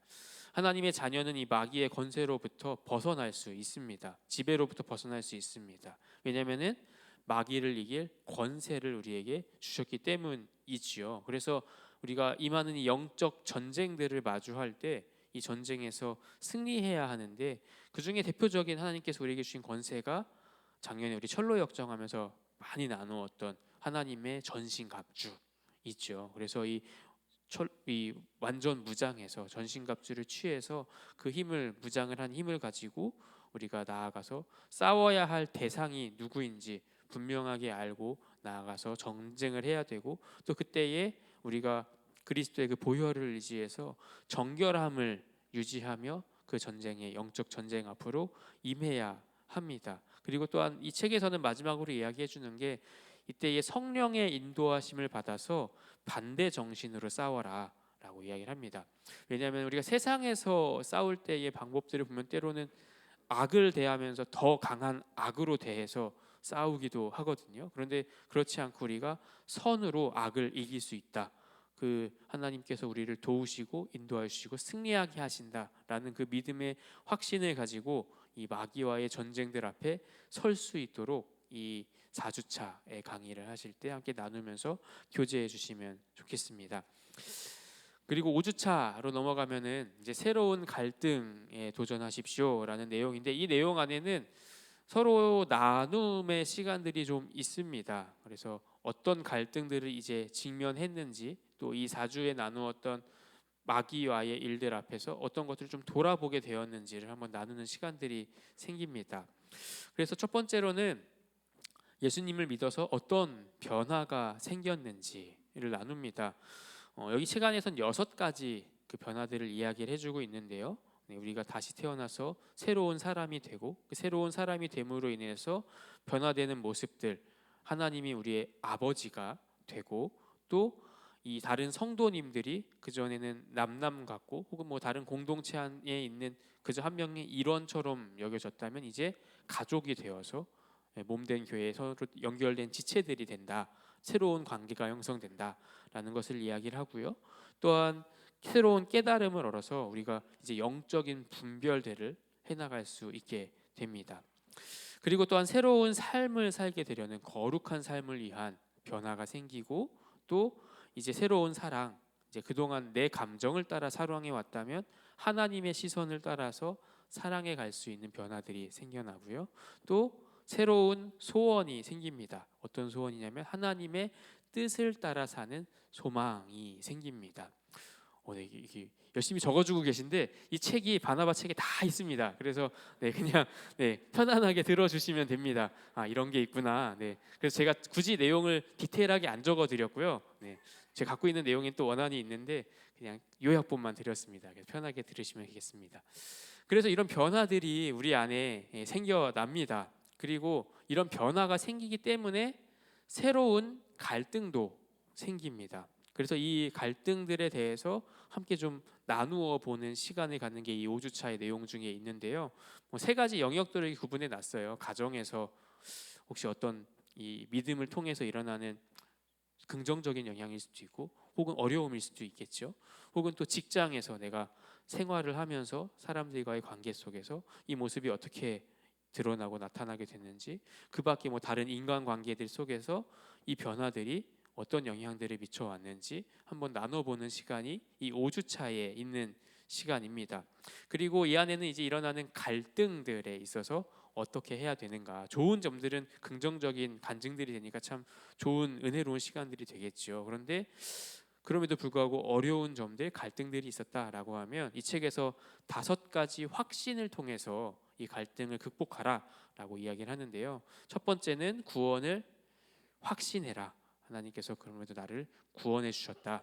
이 길이 하나님께서 인도하시는 길이라는 것을 확신하고 가셔라 라고 응원해 주시고 기도해 주시면서 기도의 응답 또한 확신하고, 성령님의 인도하심을 확신하고, 하나님의 용서하심을 확신해라. 이 용서하심을 확신해라라는 거는 우리도 하다 보면 실수할 수 있잖아요. 그럼에도 또 하나님께서 우리를 용서해 주시고 다시 걸어갈 수 있도록 인도해 주시니까 힘을 내서 직면해서 나아가 보자 라고 하면서, 마지막 5번째가 그리스도 안에서 승리를 확신해야 한다. 그러니까 하나님을 더 의지하고 붙들고 나아가 보자라는 거지요. 그래서 올 한 해는 또 우리 표어가 승리자의 편에 서서 기도하라이니까 이런 어려움들 앞에서 하나님의 편에 서서 함께 기도하면서 이 변화들 앞에, 갈등들 앞에서 한번 이겨나가 보자라고 기도하며 나아가는 게 이 5주차의 내용들이 됩니다. 이제 5주차까지 이제 쭉 넘어오면은 이제 새로 오신 분들과 거의 한 달 정도 이 바나바를 진행을 하게 되고, 어떤 이런 변화들도 나누게 되고, 또 때로는 쫙 흡수돼서 오시는 분이 계신가 하면은 여전히 더 어려워지는 분들도 계실 것 같아요. 그런데 조금 더 이제 6주차부터는 좀 깊이 있는 내용들로 넘어갑니다. 그래서 이 구원받은 성도의 삶이 이제 신앙적으로 어떻게 변화가 되는지에 대한 것들이 6주차부터 시작이 되는데요. 첫 번째는 기도입니다. 구원받은 성도는 뭐가 다르냐? 기도의 응답을 받는다. 그래서 4가지 내용들이 있는데요. 왜 기도해야 하는지, 언제 기도해야 되는지, 어떻게 기도해야 되는지, 그리고 응답받는 기도는 어떻게 하는 기도인가? 왜 기도해야 하나? 이거는 우리에게도 똑같은 질문이 될 것 같습니다. 왜 기도할까? 때로는 우리의 뭐 소원이 좀 이루어지기를, 우리의 기대가 좀 이루어지기를 원하면서 기도하기도 하고, 때로는 이제 임원 훈련의 자리시니까 직분이 있으신 분들은 또 의무적으로도 기도를 하시기도 하시는데, 왜 기도해야 되냐라면 중심은 하나님과의 친밀한 관계를 원하는 것이, 우리가 그 하나님과의 거룩 관계 앞으로 들어가는 게 기도하는 이유이고, 그 기도를 통해서 하나님의 뜻이 이루어지는 것이 기도를 하는 이유이지요. 그리고 그럼 우리가 언제 기도해야 되냐라고 하면은 항상, 언제나 기도해야 합니다. 그래서 시간을 또 정해놓고 기도할수록 더 이 시간들을 규칙적으로 기도할 수 있고, 또 어떤 문제가 있을 때에는 집중적으로 기도하는 것 또한 우리가 기도하는 때가 될 수 있고요. 그리고 세 번째로는 어떻게 기도해야 되냐라고 하면 찬양과 감사로 기도할 수 있고, 또 때로는 우리 죄의 고백을 통해서 기도할 수도 있고, 또 우리가 중보하여서 나의 기도가 아니라 이 관계를 넓혀가면서 우리의 이웃을 통해 가족을 위해, 교회를 위해, 또 이 나라와 세계 열방들을 위해서 기도할 수 있고, 또 간구하는 소원의 기도도 할 수 있고요. 마지막으로는 예수님의 이름으로, 이 모든 기도들이 그저 이게 하나의 습관적이거나 순서적인 기도가 아니라 하나님의 마음에, 예수님의 마음에 맞추어져서 드려지는 기도인지를 점검하면서 예수님의 뜻에 맞추어 예수님의 이름으로 기도합니다라는 것이 우리가 기도하는 중요한 방법이다라는 걸 함께 점검하시면 되겠습니다. 그리고 네 번째로는, 그러면은 응답받는 기도는 어떻게 하는 기도인가? 바나바를 많이 하신 분들은 이제 답을 다 아실 텐데, 안 하신 분들은 또 궁금하실 것 같아요. 그럼 응답받는 기도는 어떻게 하는 거지? 이 책에 이렇게 이야기를 하지요. 하나님의 뜻대로, 그래서 예수님의 이름으로 기도하는 것이 참 중요하고, 또한 그 기도 안에는 꼭 믿음으로 기도해야 합니다.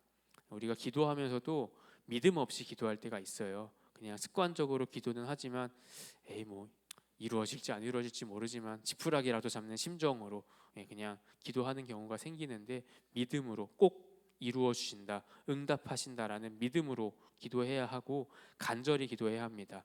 어제 주신 말씀처럼 진실로, 전심으로 하나님 앞에 간절하게 기도해야 하고요. 또한 이 기도하는 삶에는 다른 사람과 바른 관계를 맺어서 그저 기도하는 모습만 아니라 삶에서 나도 실천해 가면서 또 살아가는 것들이 중요하고, 마지막 다섯 번째는 포기하지 말고 꾸준히 기도해야 한다라는 겁니다. 그래서 한 번, 두 번, 세 번이 아니라 한 달, 두 달이 아니라 꾸준히 하나님이 일하실 때를 우리가 다 알지 못하기 때문에 계속해서 하나님께 구하고 하나님의 뜻 앞에 서는 게 우리가 응답받는 기도가 되는 방법입니다. 그리고 7주차 내용은요. 구원받은 성도는 말씀에 순종하는 삶을 살아야 합니다. 이제는 성경에 대한 내용이 이제 이 7주차에 등장을 합니다. 그래서 구원받은 성도는 말씀, 성경으로 인도함을 받고, 그럼 이 성경은 어떤 책인가? 라는 부분, 그리고 영적인 침체가 오는 이유는 무엇인가? 이게 성경에 연결되는 거겠죠. 그리고 하나님의 음성을 어떻게 듣는가? 이것도 말씀, 생활에 대한 것들을 이야기를 하고 있는 겁니다. 그래서 이것은 결론적으로 저는 정리해 보니까 성경을 읽고 말씀을 듣고 실천하는 삶을 살아야 한다는 게 이 7주차 내용의 핵심 정리이고요. 제가 정리를 해놓고 보니까 지금 있는 초등부 우리 겨울 수련의 주제가 이 내용이더라고요. 하나님, 예수님을 알고 믿고 따르는 어린이가 되자는데, 이 7주차 내용이 그 내용입니다. 그래서 구원받은 성도들은 말씀으로 인도함을 받고, 믿음은 들음에서 나지요. 그래서 말씀 앞에 서야 한다. 우리 새로 오신 바나바 분들 양육할 때도 말씀 앞에 가까이 하는 생활을 살아갈 수 있도록 안내해 주시고, 그럼 이 성경이 어떤 책인가라고 하면은 이건 이제 궁금해하시는 분들에 따라서 굉장히 길게 이야기될 수도 있을 것 같아요. 근데 크게는 하나님의 뜻이 구원에 이르는 길이 기록된 책이고, 이제 구약과 신약으로 나누어서 하나님의 약속들이, 언약들이 담겨져 있는 책이고, 그래서 우리를 구원하시기 위해서 기록된 책이 성경이다라고 하는 걸 함께 분명히 나눠주시면 되겠습니다. 그리고 영적인 침체가 오는 이유는 무엇인가라고 보면은, 이런 성경을 읽음에도 불구하고 그저 책으로만 읽고 이 책에 있는 내용들을 나에게 주신 말씀으로 분명히 믿지 않고 기도하지 않고, 이 어려움들 앞에서 이 책과 이 내가 읽었던 지식적인 정보와 다를 때 쉽게 포기하고 넘어질 때 영적인 침체들이 오지요. 그래서 그때에 우리가 하나님의 음성을 다시금 들어서 이 영적인 침체를 벗어나야 되는데 그 방법들이 첫 번째로는 성령님의 임재를 다시금 구해야 하고 또 우리 안에 임하는 그 말씀 앞에 우리 양심 또 책망하시는 그 말씀 앞에 다시 서서 기도하고 또 우리에게 또 응답하시는 여러 사람과 환경의 여건들을 통해서 하나님의 음성을 세밀한 그 음성을 들어가는 시간들이 필요하다라는 걸 이 주차에 7주차에 함께 나눠주시면 됩니다. 그래서 그 방법들 속에는 또 하나님과의 친밀한 관계 개인적으로도 있을 수 있고요. 또 때로는 목회자의 영적 지도와 분별을 통해서도 하나님의 음성을 들을 수 있고 또 때로는 순종의 결단함을 통해서 실제로 내 삶에서 경험되고 체험될 수도 있지요. 그래서 이런 부분들 말씀을 따라 사는 삶에 일어나는 변화들을 그리고 그 중요성을 이 7주차에 나누어 주시면 됩니다. 네, 그리고 8주차는 8주차까지 하고 90주차는 못 하겠네요. 8주차는 구원받은 사람은 구원받은 증거가 있어야 됩니다. 구원받은 증거는 그러면 어떻게 알까요? 우리가 내 마음의 느낌으로 아나 성경에 어떻게 증거는 요거다라고 구체적으로 나와 있나라고 하면은 이 내용 안에는 성령님께서 우리 안에 계실 때 예수님이 우리 안에 계시는 일이 되고 그럼 어떻게 우리가 그 사실을 알 수 있는가? 사실 이것도 말씀에 연결되는 내용들입니다. 말씀으로 확인할 수 있고 그 방법을 7가지를 통해서 이야기를 해주고 있습니다. 그래서 우리가 때로는 이 성령님이 어떻게 우리 안에 계신가라는 것들을 좀 신비로운 것들을 통해 발견하고자 할 때가 많이 있어요. 성령의 은사라든지 어떤 열매라든지 이런 특별한 것들을 통해서만 모습적으로 드러나야 성령님이 내 안에 계시고 그게 사라지면 성령님이 내 안에 계시지 않은가라고 판단하게 되기도 하는데 이것에만 의존할 것이 아니라 그것도 성령님이 계시는 증거가 되겠지요. 그러나 그거 외에도 말씀으로 내 안에 성령님께서 계신지 확인해 보는 시간들이 필요하다라는 것이고요. 그래서 말씀을 통해 어떻게 확인하냐라고 하면 이게 제자 훈련 때 우리가 많이 나누는 내용인데요. 첫 번째는 내가 예수님을 주님이라고 말할 수 있는가라는 것이 첫 번째이죠.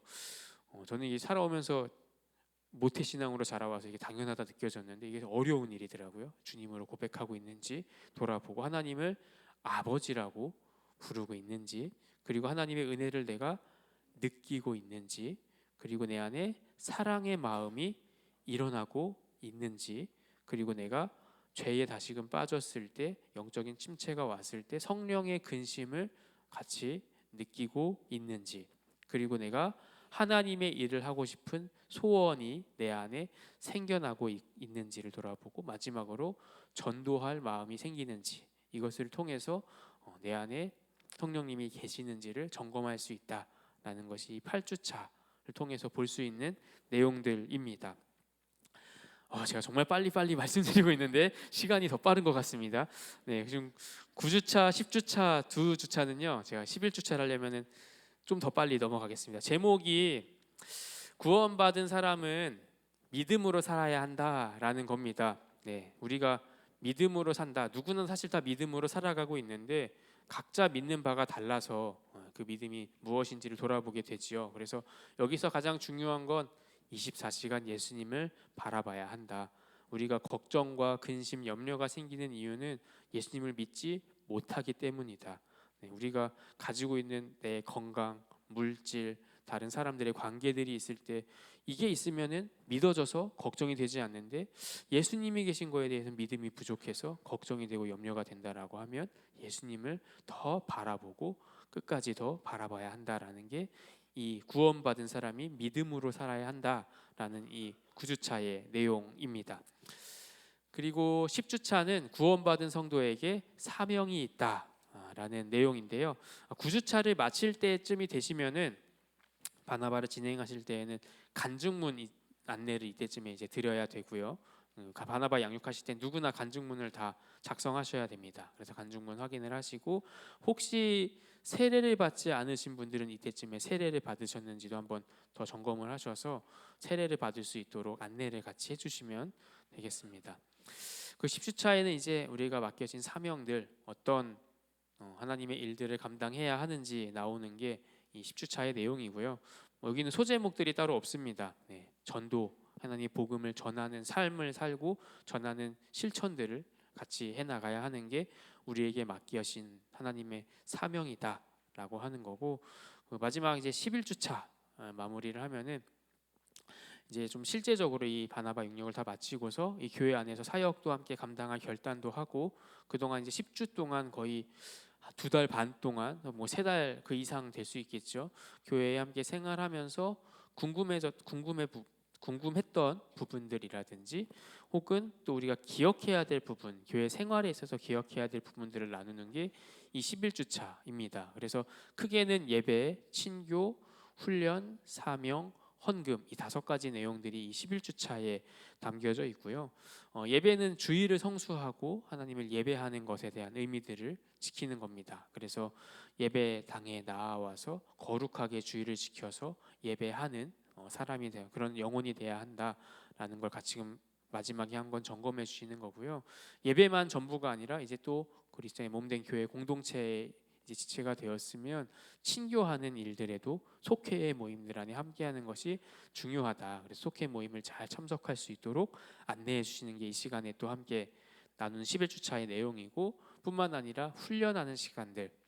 이때 이제 제자 훈련을 싹 소개해 주시면 됩니다. 우리에게 이어지는 제자 훈련이 있는데 이 시간에 이 내용들을 좀 더 깊이 있게 다루고, 둘이 아니라 한 그룹을 통해서 또 우리가 함께 교제하고 어떻게 예수님을 따라가는 제자가 될 수 있는지 나눌 수 있는 훈련이 있다. 함께 안내해 주시고, 그 밖에 이제 교회 생활하면서 있는 이런 세미나라든지 훈련들에 적극적으로 참여해서 우리의 필요한 부분들을 함께 채워 나가면서 하나님을 더 알아가면서 사역을 감당하면 좋겠다 알려주시면 되겠습니다. 그리고 4번째 사명이죠. 선교, 전도, 봉사. 우리 교회에 있는 여러 가지 위원회 안에 있는 사역들을 또 달란트에 맞게 소개해 주시면서 함께 사역을 감당할 때 주시는 은혜들이 더 크게 있기 때문에 어려움도 있지만 그 속에 오히려 우리 믿음을 사용하면 은혜들이 더 더해지잖아요. 그래서 함께 사역할 수 있도록 안내해 주시고, 마지막은 이제 헌금 생활. 우리가 주신 재물이 그 전에는 내가 내 노력을 통해 얻었던 것이다라고 여겨왔다면 하나님께서 우리에게 주신 은혜이다, 우리에게 주신 선물이다라는 것들을 고백하면서 그 의미를 담아 하나님께 헌금하는 것이다라는 헌금 생활에 대한 것들도 함께 나눠주시면 이 11주차까지의 내용들이 쭉 맞춰지게 됩니다. 이게 굉장히 빨리 제가 넘어와서 정말 거의 주제만 훑어보고 넘어왔는데요. 한번 이 바나바 이렇게 준비가 되시면 저도 하나하나 그 과 내용들을 차근차근 읽어보면서 제 모습들을 점검해보는 시간이 되더라고요. 그래서 내가 먼저 이렇게 잘 살고 있나, 잘 믿음 생활을 하고 있나를 점검해보게 되고, 그래야 이제 바나바를 할 수 있는데 그게 가장 어려운 것 같아요. 근데 그때 한번 내가 한 영혼, 우리에게 허락해 주신 우리 교회에 보내주신 영혼을 잘 섬겨서 이 몸된 교회 지체가 되게 하고, 또 나도 다시금 내 신앙을 점검해서 하나님 앞에 바로 서보는 시간이 돼야겠다라는 결단을 하시면서 함께 이 바나바로서 우리 교회 안에서 잘 섬겨주시고 또 함께 또 믿음으로 신앙이 성장해가는 귀한 기회로 삼으시면은 좋을 것 같습니다. 그래서 이어서 마지막으로는 저희가 이제 바나바 훈련은 그래도 많이 해보셨고, 또 때로는 그런 어려움 중에도 이렇게 나눌 수 있는 좋은 간증과 팁들을 혹시 있으면 나누면 좋겠다 싶어서 이 내용 밖에 있는 이야기들을 함께 나누면 좋겠다 해서 제가 2분께 좀 요청을 드려서 귀한 분을 초빙을 했습니다. 첫 번째로 우리 유혜영 권사님하고 또 우리 최명수 집사님 2분이 한 분씩 오셔서 이제 바나바 그동안 양육을 하시면서 있었던 간증과 또 작은 이렇게 소소한 꿀팁이라고 하죠. 이 꿀팁들을 나눠주실 텐데 함께 이제 또 아직 해보지 않으신 분들은 좀 두렵기도 하잖아요. 이런 팁이 있구나 한번 좀 들어보시고, 또 이 간증 속에 은혜를 받으시면서 한번 도전해 보면서 결단해 보시고, 또 이런 팁이 또 혹시 가지고 계신 분들은 다음에 저에게 이렇게 살짝 말씀해 주시면 기회를 한번 드리겠습니다. 그럼 유혜영 권사님 나오셔서 바나바 양육에 대한 간증과 작은 팁을 함께 나눠주시겠습니다. 박수로 맞이해 주시겠습니다.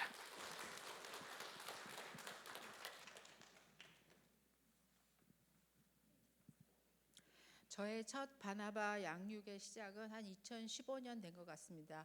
목사님께서 저희 교회에 부임하셔서 새 신자에 대한 훈련 프로그램 중에 하나인 바나바 양육에 대한 교육을 받고 나서였었습니다. 제가 만났던 바나바들은 5분이셨어요. 그분들은 저와 연배가 비슷하던지 저보다 또 조금 연배가 더 있으신 분이셨고, 좀 특이한 거는 이분들이 다른 교회에서 열심히 신앙생활을 하셨던 분들이셨어요. 그렇지만 이제 그분들의 상황과 여건과 또 여러 가지가 변화돼서 저희 교회를 찾았던 분이시기도 합니다. 그래서 그런지 제가 처음 바나바 양육을 받을 때 조금 부담스럽기도 하고 또 걱정도 되고 하는 그런 부분들이 있었습니다. 제 처음 바나바 양육의 양육자는 지금 그 신촌 기도의 집을 지키고 계시는 안영희 집사님이셨어요. 그래서 제가 처음 이분과 만났을 때 저도 첫 바나바 양육이었기 때문에 이걸 어떻게 진행해야 되나라는 그런 것 때문에 좀 버벅대기도 했었는데, 그 집사님은 그 선한 목자 교회에서 이미 바나바 양육을 받으셨고 또 바나바 양육을 많이 또 하셨던 분이더라고요. 그래서 제가 이거를 진행할 때 사실은 주객이 조금 전도된 것 같았어요. 그분이 저를 이끄는 것 같은 그런 분위기여서 또 그분에게 또 많은 도움도 받았습니다. 제가 바나바 양육을 했던 그런 분들은 이미 오랫동안 신앙생활을 했던 분이기 때문에 내가 처음 시작할 때 뭐라고 전해야 되지? 어떻게 해야 되지? 이런 걱정이 있었는데 교재가 너무 잘 돼 있었기 때문에 그냥 담백하게 교재를 읽고 지나가면서 제 첫 번째 여기에서 당신은 행복하십니까? 라는 그 주제가 저에게도 정말 내가 행복한가? 라는 것부터 시작을 하는 그런 시작이었습니다.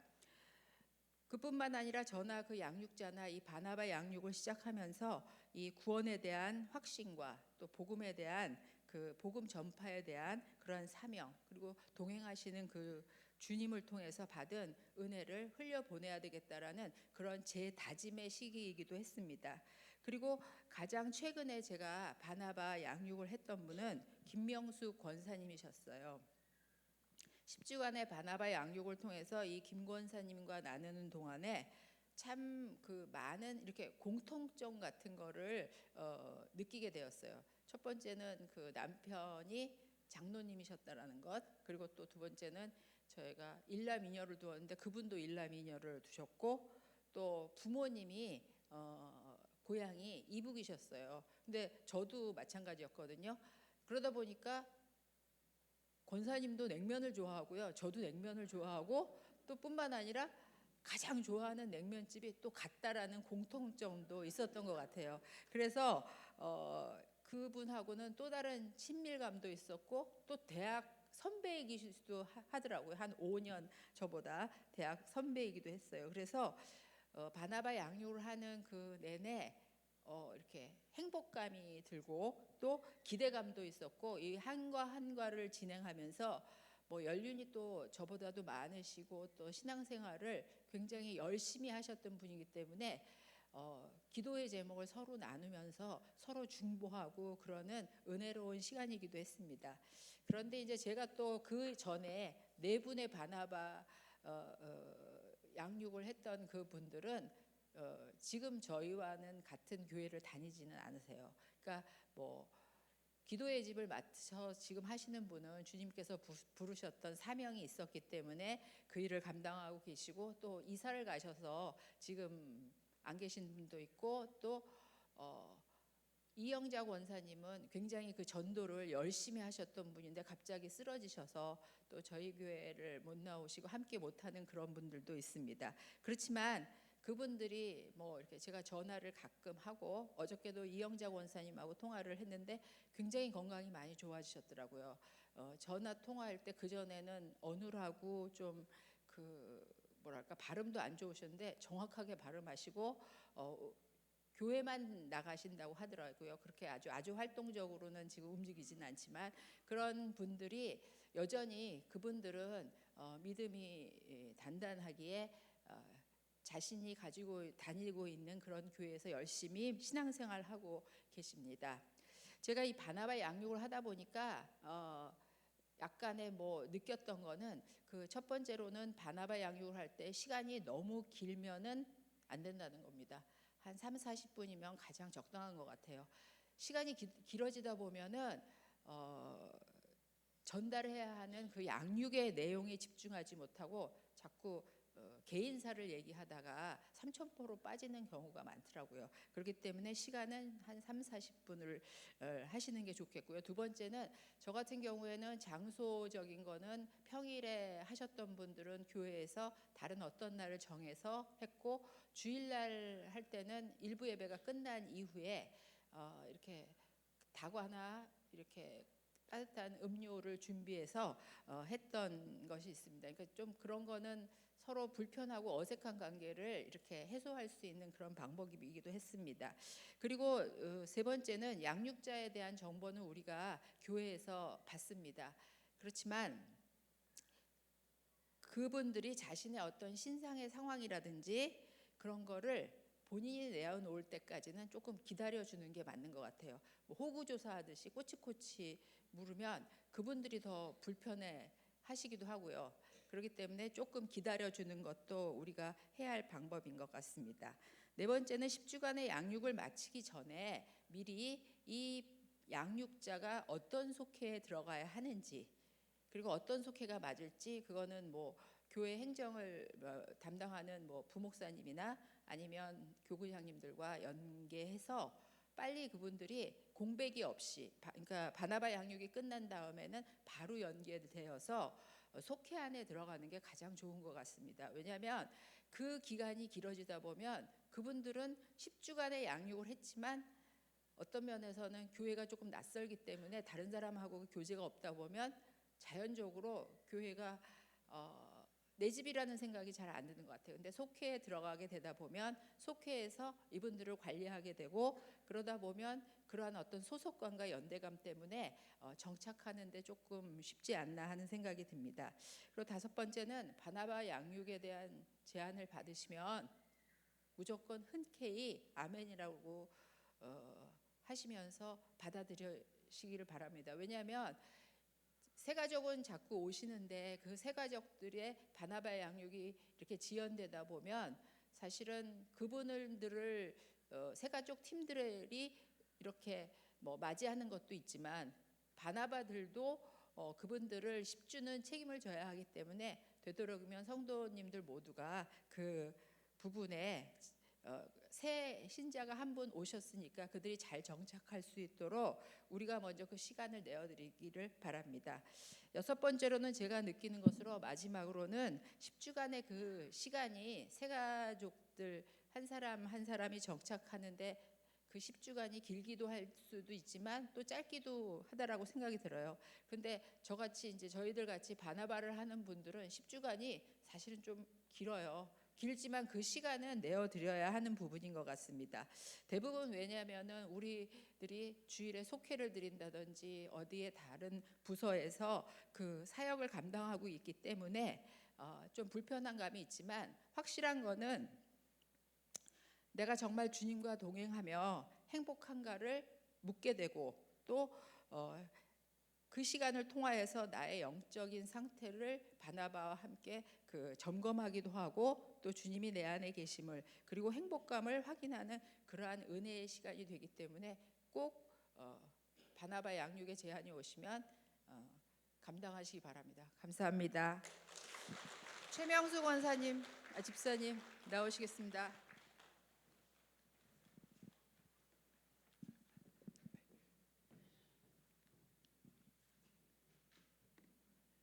네, 안녕하십니까. 그 최명수 집사입니다. 저는 그 바나바 양육을 하라고 처음 권면 받았을 때 솔직하게 정말 부담 하나도 없이 시작을 했습니다. 왜냐하면 바나바 교육을 이렇게 받았었는데 책에만 충실하면 된다는 교육을 좀 받았었던 기억이 나거든요. 물론 다른 여러 가지 설명도 많이 해주셨겠지만 그냥 제가 선택적으로 그 부분만 받아들인 것 같습니다. 그래서 좋은 책이 있으니까 이 책만 잘 따라가면 되겠다라는 그런 생각을 가지고 첫 바나바를 시작했습니다. 게다가 저희 첫 바나바 대상이 그 박종대 집사였는데요. 제가 바나바를 잘 못해도 교회 나오는데 문제가 없을 사람이라는 생각이 들어서 정말 마음 편하게 시작했습니다. 그런데 첫 시간을 보내고 나서 이게 생각처럼 쉽지만은 않구나라는 것들을 좀 경험하게 됐는데요. 앞서 말씀드렸던 것처럼 정말 책만 같이 읽을 작정이었어요. 그래서 책을 쭉 같이 읽어 내려갔습니다. 그런데 진행을 하면서 책을 같이 읽으니까 거의 한 10분 정도 되니까 다 끝나 버리더라고요. 그 다음이 이제 문제였습니다. 너무 빨리 끝나서 그래도 유해웅 권사님 말씀 주셨는데 그래도 한 3-40분은 해야 되잖아요. 그래서 나머지 시간을 무슨 말로 때워야 되나 그런 생각을 하면서 좀 횡설수설하면서 이제 첫 시간을 보냈던 것 같습니다. 그래서 이제 다음번에는 준비를 정말 열심히 했어요. 열심히 어떻게 했냐면 제가 취했던 방식이 공부를 열심히 해갔습니다. 그런데 이번에는 제가 또 답답함을 좀 많이 느끼는 시간이었어요. 분명히 준비는 많이 했는데 준비한 내용들이 좀 잘 나눠지질 않는 거예요. 그래서 저는 이만큼 준비해 갔는데 준비해 간 거를 하나도 말을 못해. 그러면 좀 답답하잖아요. 그런 시간들이었습니다. 분명히 이제 다 읽어보기도 하고 질문들도 스스로 답해보기도 하고 열심히 이제 준비를 해갔는데 그런 일들이 있었어요.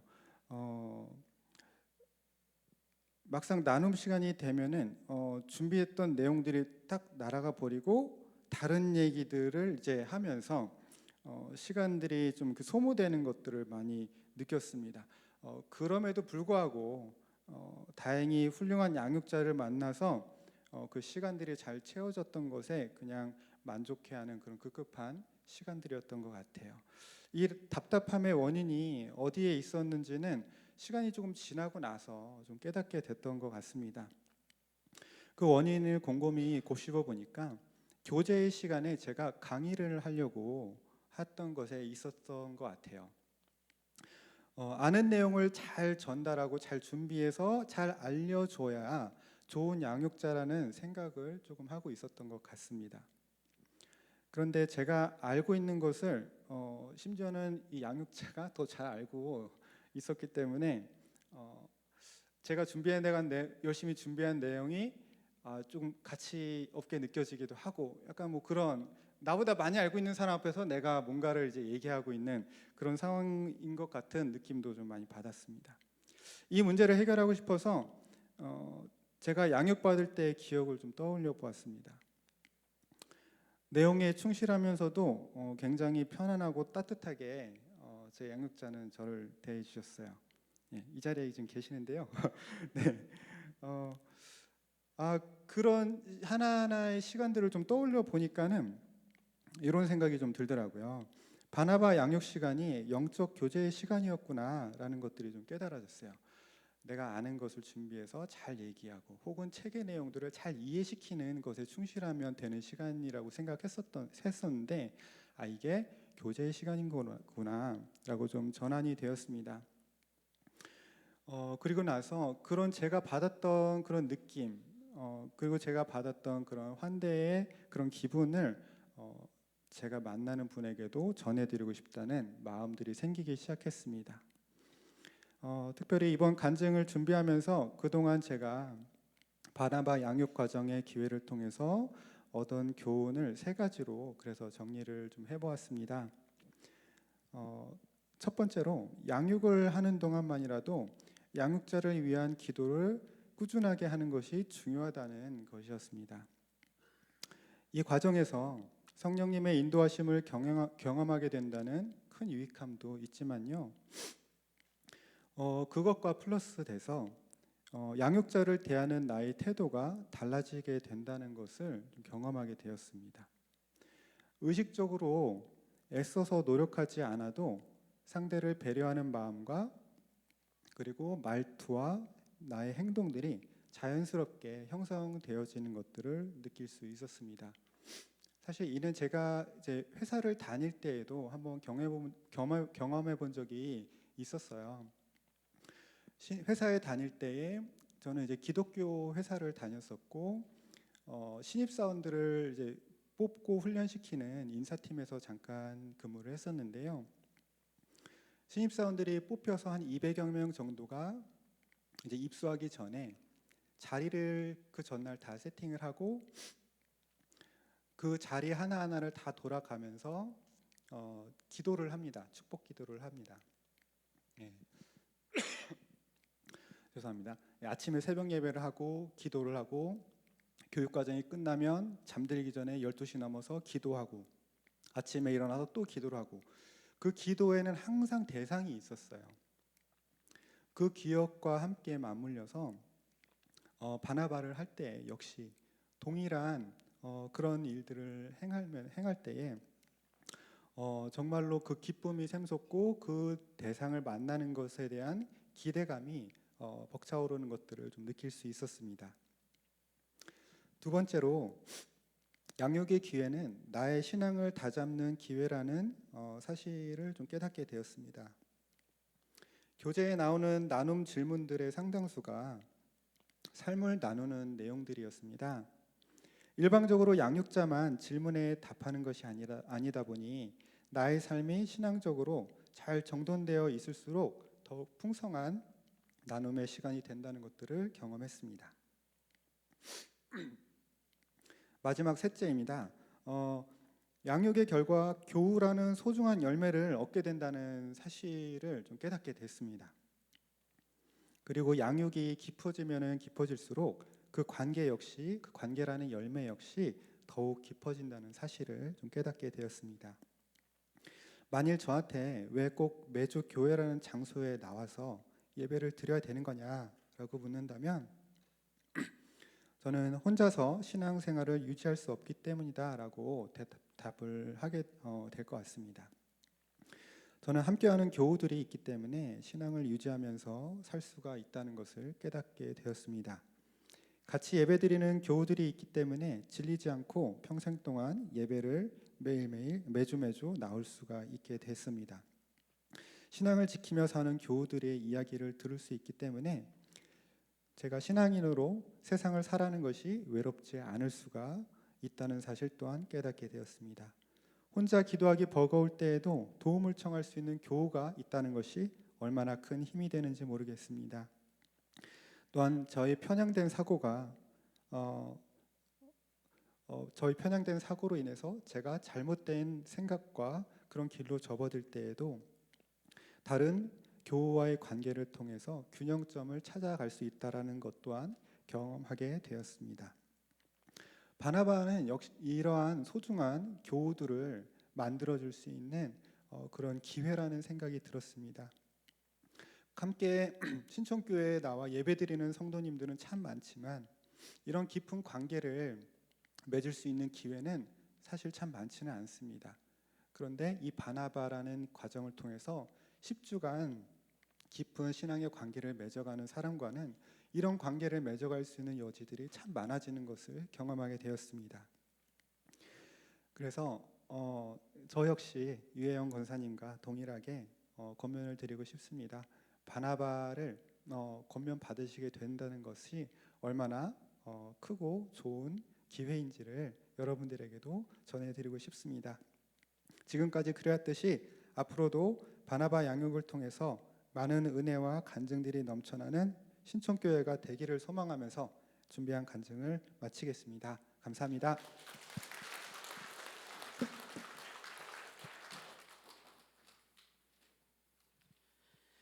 네, 감사합니다.